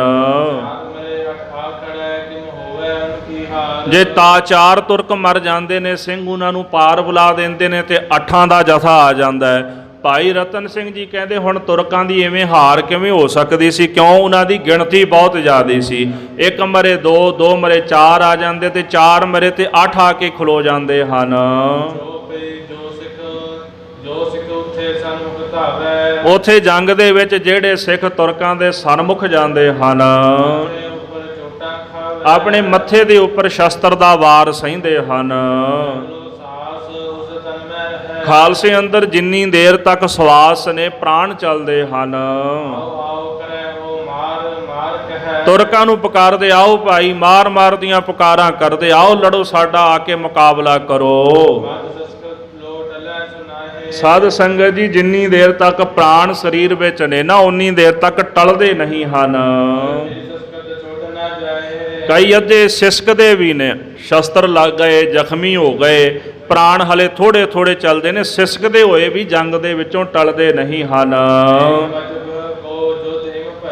ਕਹਿੰਦੇ ਹਨ, ਓਏ ਪੀ ਸਿਸਕਤ ਛੋੜ ਨਾ ਜਾਹੇ, ਸਿਸਕਦੇ ਹੋਏ ਵੀ ਮੈਦਾਨੇ ਜੰਗ ਨੂੰ ਛੱਡ ਕੇ ਨਹੀਂ ਜਾਂਦੇ। ਕਹਿੰਦੇ ਭਾਈ ਦੀਨ ਮਜਬ ਦਾ ਇਹ ਜੰਗ ਹੈ। ਇਸ ਤਰ੍ਹਾਂ ਭਾਈ ਰਤਨ ਸਿੰਘ ਕਹਿੰਦੇ ਉੱਥੇ ਦੀਨ ਮਜਬ ਦਾ ਯੁੱਧ ਹੋਇਆ ਹੈ ਤੇ ਕਿਸੇ ਨੂੰ ਸਿੰਘ ਇਹ ਨਹੀਂ ਕਹਿੰਦੇ ਵੀ ਮੈਨੂੰ ਰੱਖ ਲਓ, ਮੈਨੂੰ ਬਚਾ ਲਓ। ਭਾਵੇਂ ਸਮਾਂ ਆ ਜਾਂਦਾ ਹੈ, ਪਰ ਮੂੰਹੋਂ ਇੰਨੀ ਗੱਲ ਨਹੀਂ ਕਹਿੰਦੇ ਵੀ ਭਾਈ ਮੈਨੂੰ ਰੱਖ ਲਓ। ਤੇ ਉੱਥੇ ਮੈਦਾਨੇ ਜੰਗ ਵਿੱਚ ਸਿੱਖਾਂ ਨੇ ਪਾਣੀ ਦੀ ਆਸ ਵੀ ਨਹੀਂ ਕੀਤੀ। ਕਈ ਮਹੀਨਿਆਂ ਦੇ ਭੁੱਖੇ ਭਾਣੇ ਸਿੱਖ, ਜਿਨ੍ਹਾਂ ਨੂੰ ਕਈ ਮਹੀਨਿਆਂ ਤੋਂ ਬਹੁਤਾ ਜਲ ਵੀ ਪ੍ਰਾਪਤ ਨਹੀਂ ਹੋਇਆ, ਭੋਜਨ ਨਹੀਂ ਮਿਲਿਆ, ਮੈਦਾਨੇ ਜੰਗ ਵਿੱਚ ਵੀ ਪਾਣੀ ਦੀ ਆਸ ਨਹੀਂ ਕਰਦੇ। ਨਾ ਕਿਸੇ ਨੇ ਪਾਣੀ ਦਿੱਤਾ ਤੇ ਨਾ ਸਿੰਘ ਕਿਸੇ ਤੇ ਆਸ ਰੱਖ ਸਕਦੇ ਸਨ ਵੀ ਕੋਈ ਜਲ ਛਕਾ ਦੇਵੇਗਾ। ਇੱਕ ਇੱਕ ਸਿੱਖ ਨੂੰ 10-10 ਤੁਰਕਾਂ ਨੇ ਘੇਰਾ ਪਾ ਲਿਆ। ਸਿੰਘ ਜਿੱਧਰ ਵੀ ਜਾਂਦੇ ਹਨ ਉਧਰ ਜਾ ਕੇ ਹਮਲਾ ਕਰਦੇ ਤੇ ਤੁਰਕ ਉਹਨਾਂ ਨੂੰ ਘੇਰਾ ਪਾ ਲੈਂਦੇ ਹਨ। ਜਿਵੇਂ ਕਹਿੰਦੇ ਇੱਕ ਸੌਂਚੀ ਖੇਡ ਹੁੰਦੀ ਆ ਨਾ, ਪਿੰਡਾਂ ਦੇ ਵਿੱਚ ਲੋਕ ਖੇਡਦੇ ਹੁੰਦੇ ਸਨ ਪੁਰਾਣੇ ਸਮੇਂ ਵਿੱਚ। 10 ਜਾਣਿਆਂ ਨੇ ਘੇਰਾ ਪਾ ਲੈਣਾ ਤੇ ਇੱਕ ਜਾਣੇ ਨੂੰ ਘੇਰਨਾ। ਇਨ ਬਿਨ ਇਸੇ ਪ੍ਰਕਾਰ ਉਹ ਸੌਂਚੀ ਖੇਡ ਦੇ ਵਾਂਗੂ ਜਿਹੜੇ ਸਿੰਘ ਨੇ, ਇੱਕ ਇੱਕ ਸਿੰਘ ਨੂੰ 10-10 ਜਾਣਿਆਂ ਨੇ ਘੇਰਾ ਪਾ ਲਿਆ ਹੈ। ਇੱਕ ਜਾਣੇ ਨੂੰ 4 ਚਫੇਰੇ ਤੋਂ ਇਕੱਲਾ ਵੇਖ ਕੇ ਘੇਰਾ ਪਾ ਲੈਂਦੇ ਹਨ। ਜਿਸ ਵੱਲ ਸਿੰਘ ਆਪਣੀ ਦੌੜ ਕਰਦੇ ਨੇ, ਭਾਵ ਜਿਸ ਵੱਲ ਸ਼ਸਤਰ ਲੈ ਕੇ ਜਾਂਦੇ ਹਨ, ਡਰਦੇ ਮਾਰੇ ਜਿਹੜੇ ਤੁਰਕ ਨੇ ਉੱਥੋਂ ਦੌੜ ਜਾਂਦੇ ਨੇ, ਪਿੱਠ ਵਿਖਾ ਜਾਂਦੇ ਨੇ। ਸਿੰਘ ਮਗਰ ਪੈ ਜਾਂਦੇ ਤੁਰਕਾਂ ਦੇ, ਭਾਵੇਂ 10-10 ਹੋਣ, ਪਰਵਾਹ ਨਹੀਂ ਕਰਦੇ ਜਾਨ ਦੀ। ਸਿੱਖ ਥੋੜੇ ਸਨ, ਤੁਰਕ ਬਹੁਤੇ ਸਨ। ਜੰਗ ਕਰਦਿਆਂ, ਤੁਰਕਾਂ ਨੂੰ ਮਾਰਦਿਆਂ ਮਾਰਦਿਆਂ ਸਿੰਘਾਂ ਦੇ ਹੱਥ ਥੱਕ ਗਏ ਹਨ।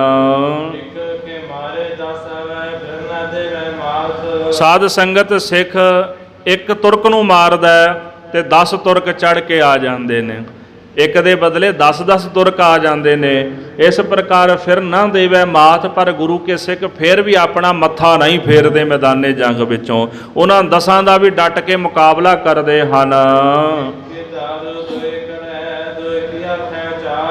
ਸਾਧ ਸੰਗਤ ਜੀ, ਇੱਕ ਆ ਜਾਂਦਾ ਉਹਨੂੰ ਮਾਰ ਦਿੰਦੇ ਨੇ, ਫਿਰ 2 ਆ ਜਾਂਦੇ ਨੇ, 2 ਦੀ ਜਗ੍ਹਾ ਤੇ ਫਿਰ 4 ਆ ਜਾਂਦੇ ਹਨ। ਭਾਈ ਰਤਨ ਸਿੰਘ ਜੀ ਕਹਿੰਦੇ ਇਹ ਤਾਂ ਹੁਣ ਦਸਤੂਰ ਬਣਿਆ ਕਿ ਜਿੱਥੇ ਬਹੁਤੇ ਹੋਣ ਉਹ ਥੋੜਿਆਂ ਨੂੰ ਮਾਰ ਲੈਂਦੇ ਨੇ। ਐਸਾ ਹੀ ਮੈਦਾਨੇ ਜੰਗ ਵਿੱਚ ਉੱਥੇ ਵੀ ਹੋਇਆ। ਸਿੰਘ ਥੋੜੇ ਸਨ ਗਿਣਤੀ ਦੇ ਮੁਕਾਬਲੇ ਵਿੱਚ, ਤੁਰਕ ਜ਼ਿਆਦੇ ਸਨ ਤੇ ਬਹੁਤੇ ਤੁਰਕਾਂ ਨੇ ਇਸ ਤਰ੍ਹਾਂ ਸਿੰਘਾਂ ਨੂੰ ਘੇਰ ਘੇਰ ਕੇ ਉੱਥੇ ਸ਼ਹੀਦ ਕਰ ਦਿੱਤਾ ਹੈ। ਇਸ ਪ੍ਰਕਾਰ ਜਿਹੜੇ ਬਹੁਤੇ ਤੁਰਕ ਸਨ ਉਹਨਾਂ ਨੇ ਥੋੜੇ ਸਿੰਘਾਂ ਨੂੰ ਸ਼ਹੀਦ ਕਰ ਦਿੱਤਾ ਹੈ। ਇਸ ਪ੍ਰਕਾਰ ਜਿੰਨੇ ਵੀ ਸਿੱਖ ਗੁਰਦਾਸਗੜ੍ਹੀ ਦੀ ਗੜੀ ਦੇ ਵਿੱਚੋਂ ਬਾਹਰ ਨਿਕਲੇ ਸਨ, ਉਹ ਸਾਰੇ ਸਿੰਘ ਉੱਥੇ ਭਾਈ ਸ਼ਹੀਦ ਹੋ ਗਏ। ਇੱਕ ਇੱਕ ਸਿੰਘ 2-2 4-4 ਨੂੰ ਲੈ ਕੇ ਸ਼ਹੀਦ ਹੋ ਗਿਆ। ਭਾਵ ਇੱਕ ਇੱਕ ਸਿੰਘ ਨੇ, ਕਿਸੇ ਨੇ 2, ਕਿਸੇ ਨੇ 4 ਤੁਰਕ ਮਾਰ ਦਿੱਤੇ ਹਨ। ਮਾਝੇ ਦੇ ਰਹਿਣ ਵਾਲੇ ਗੁਰੂ ਕੇ ਪਿਆਰੇ ਸਿੱਖ ਸਨ। ਇਸ ਤਰ੍ਹਾਂ ਭਾਈ ਉਹਨਾਂ ਨੇ ਕੋਈ ਤੁਰਕ ਖਾਲੀ ਨਹੀਂ ਜਾਣ ਦਿੱਤਾ ਤੇ ਆਪ ਵੀ ਖਾਲੀ ਨਹੀਂ ਗਏ, ਆਪਣੇ ਨਾਲ ਦੋਆਂ ਚਾਰਾਂ ਨੂੰ ਲੈ ਕੇ ਗਏ ਹਨ। ਜੋ ਲਿਖ ਸੋ ਸੁਨਹਿ ਪੜਿਓ ਖਬਰ ਵੀ ਕਰਨਾ ਜੋਗ। ਹੁਣ ਬੜੀ ਔਖੀ ਘੜੀ ਬਣ ਗਈ। ਜਿਹੜੇ ਸਿੰਘ ਕਿਲੇ ਵਿੱਚੋਂ ਨਿਕਲੇ ਸਨ ਉਹ ਵਾਪਸ ਵੜਨ ਜੋਗੇ ਨਹੀਂ ਰਹੇ, ਕਿਉਂ? ਸ਼ਹੀਦ ਹੋ ਗਏ। ਔਰ ਉਹਨਾਂ ਸਿੱਖਾਂ ਦੇ ਵਿੱਚ ਕੋਈ ਇਦਾਂ ਦਾ ਵੀ ਸਿੱਖ ਨਹੀਂ ਬਚਿਆ ਵੀ ਜਿਹੜਾ ਜਾ ਕੇ ਖਬਰ ਦੇ ਸਕੇ ਉੱਥੇ ਕਿਲੇ ਦੇ ਵਿੱਚ। ਹੁਣ ਖਬਰ ਦੇਣ ਵਾਲਾ ਵੀ ਸਿੱਖ ਕੋਈ ਜਿਉਂਦਾ ਨਹੀਂ ਬਚਿਆ। ਦਿਨ ਤੇ ਚਾਮਲ ਚੜੇ ਤੁਰਕਣ ਕੇ ਸਭ ਲੋਗ। ਉਸ ਦਿਨ ਤੋਂ ਬਾਅਦ ਤੁਰਕ ਜਿਹੜੇ ਚਾਮਲ ਗਏ, ਉਹਨਾਂ ਨੂੰ ਪਤਾ ਲੱਗ ਗਿਆ ਵੀ ਬਹੁਤੇ ਸਿੰਘ ਸ਼ਹੀਦ ਕਰ ਦਿੱਤੇ ਨੇ ਤੇ ਗੜੀ ਦੇ ਅੰਦਰ ਕੁਝ ਕੁ ਗਿਣਤੀ ਦੇ ਸਿੱਖ ਰਹਿ ਗਏ ਨੇ, ਤੇ ਜਿਸ ਦਿਨ ਸਾਨੂੰ ਮੌਕਾ ਮਿਲਿਆ ਸੀ ਉਹਨਾਂ ਸਿੱਖਾਂ ਨੂੰ ਵੀ ਫੜ ਕੇ ਸ਼ਹੀਦ ਕਰ ਦੇਣਾ ਹੈ।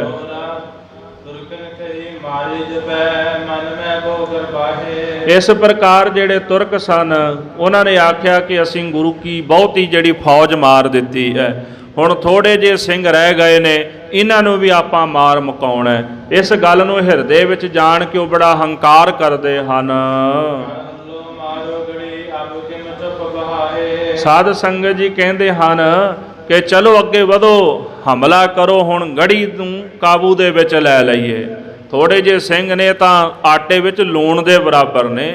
ਤੁਰਕ ਕਹਿੰਦੇ ਚੁੱਪ ਕਰਕੇ ਕਿਉਂ ਬੈਠੇ ਹੋ, ਹਮਲਾ ਕਰੋ ਤੇ ਗੜੀ ਨੂੰ ਜਿੱਤ ਲਵੋ।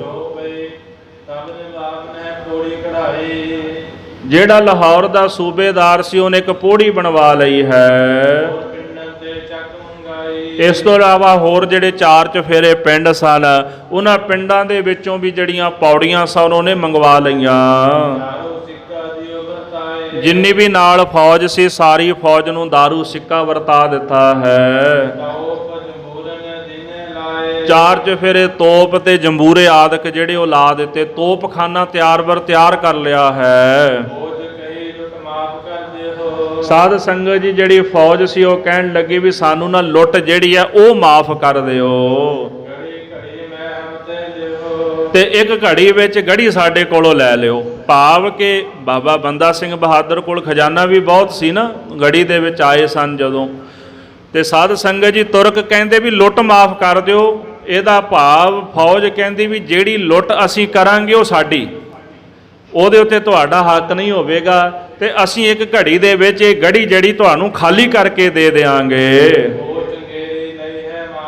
ਜਿਹੜੀ ਚੰਗੇਰੀ ਫੌਜ ਹੈ ਉਹ ਅਸੀਂ ਮੈਦਾਨੇ ਜੰਗ ਵਿੱਚ ਪਹਿਲੋਂ ਮਾਰ ਲਈ ਹੈ, ਤੇ ਜਿਹੜੀ ਫੌਜ ਬਾਕੀ ਰਹਿ ਗਈ ਹੈ ਉਹ ਭੁੱਖੀ ਹੈ।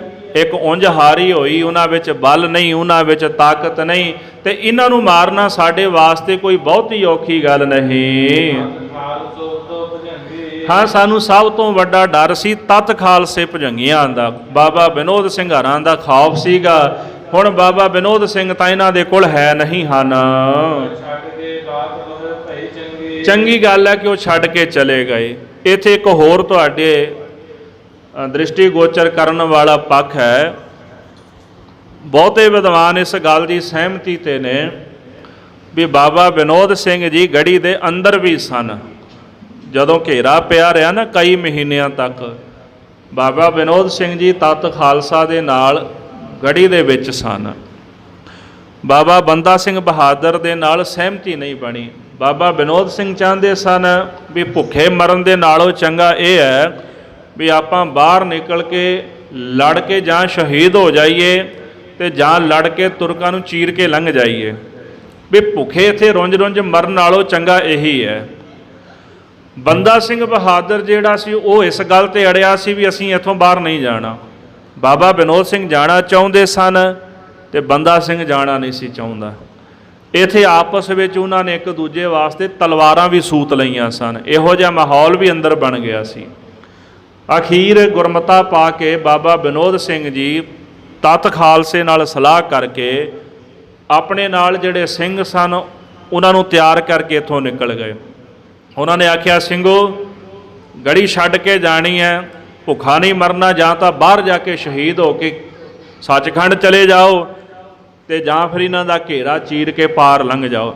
ਬਾਬਾ ਵਿਨੋਦ ਸਿੰਘ ਜੀ ਸਿੰਘਾਂ ਨੂੰ ਨਾਲ ਲੈ ਕੇ ਗੁਰਦਾਸ ਨੰਗਲ ਦੀ ਗੜੀ ਦਾ ਘੇਰਾ ਚੀਰਨ ਵਿੱਚ ਕਾਮਯਾਬ ਹੋ ਗਏ। ਤੇ ਤੇ ਉਹਨਾਂ ਨੇ ਜਾ ਕੇ ਅੰਮ੍ਰਿਤਸਰ ਸਾਹਿਬ ਆਪਣਾ ਪੜਾਅ ਲਾ ਲਿਆ। ਇੱਧਰ ਬਾਬਾ ਬੰਦਾ ਸਿੰਘ ਬਹਾਦਰ ਨੇ ਤਤ ਖਾਲਸੇ ਦੀ ਗੱਲ ਨਹੀਂ ਮੰਨੀ ਤੇ ਇਕੱਲੇ ਉਹ ਅੰਦਰ ਫਸ ਗਏ। ਭੁੱਖੇ ਭਾਣੇ ਸਨ, ਲੜਨ ਦੀ ਤਾਕਤ ਨਹੀਂ ਸੀ। ਜੇ ਕਿਤੇ ਬਾਬਾ ਵਿਨੋਦ ਸਿੰਘ ਦਾ ਬਚਨ ਮੰਨ ਲੈਂਦੇ ਤੇ ਸ਼ਾਇਦ ਇੱਥੋਂ ਨਿਕਲ ਜਾਂਦੇ, ਪਰ ਤਤ ਖਾਲਸਾ ਇਹ ਨਹੀਂ ਸੀ ਚਾਹੁੰਦਾ ਕਿ ਅਸੀਂ ਭੁੱਖੇ ਭਾਣੇ ਨਾਲ ਤੁਰਕਾਂ ਦੇ ਹੱਥ ਆ ਜਾਈਏ, ਜਾਂ ਲੜ ਕੇ ਸ਼ਹੀਦ ਹੋ ਜਾਓ ਤੇ ਜਾਂ ਇੱਥੋਂ ਲੜ ਕੇ ਨਿਕਲ ਜਾਓ। ਉਹਨਾਂ ਦੀ ਇਹ ਵਿਚਾਰ ਸੀ।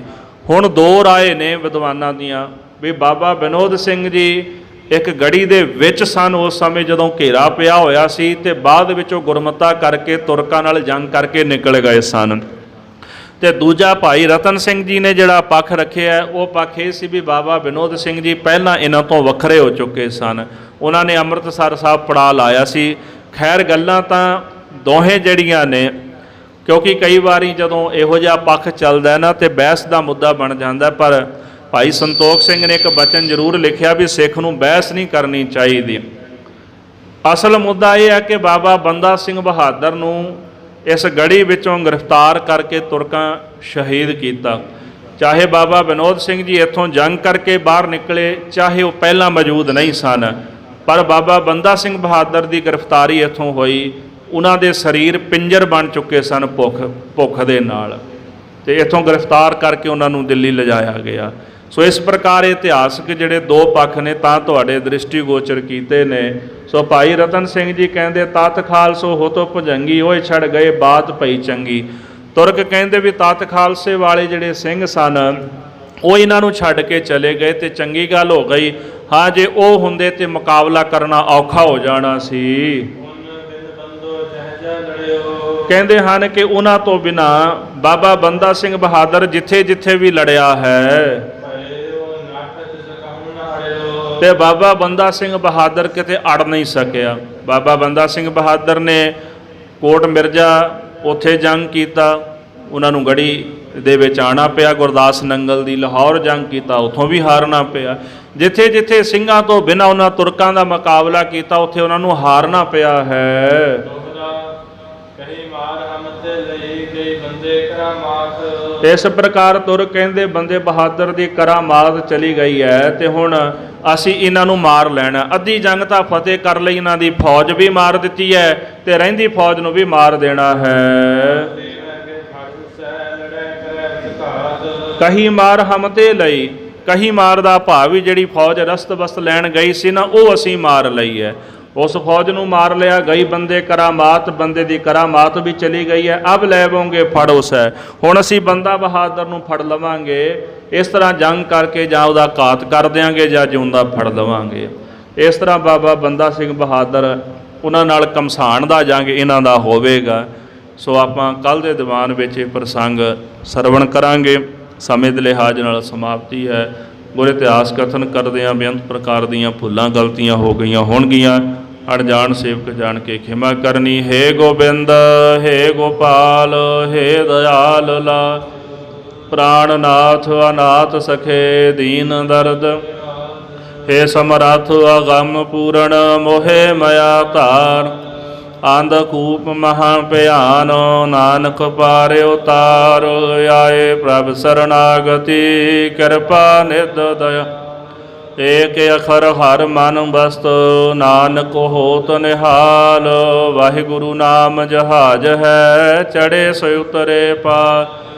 ਜੋ ਸ਼ਰਧਾ ਕਰ ਸੇਵੰਦੇ, ਗੁਰ ਪਾਰਿ ਉਤਾਰਣ ਹੈ।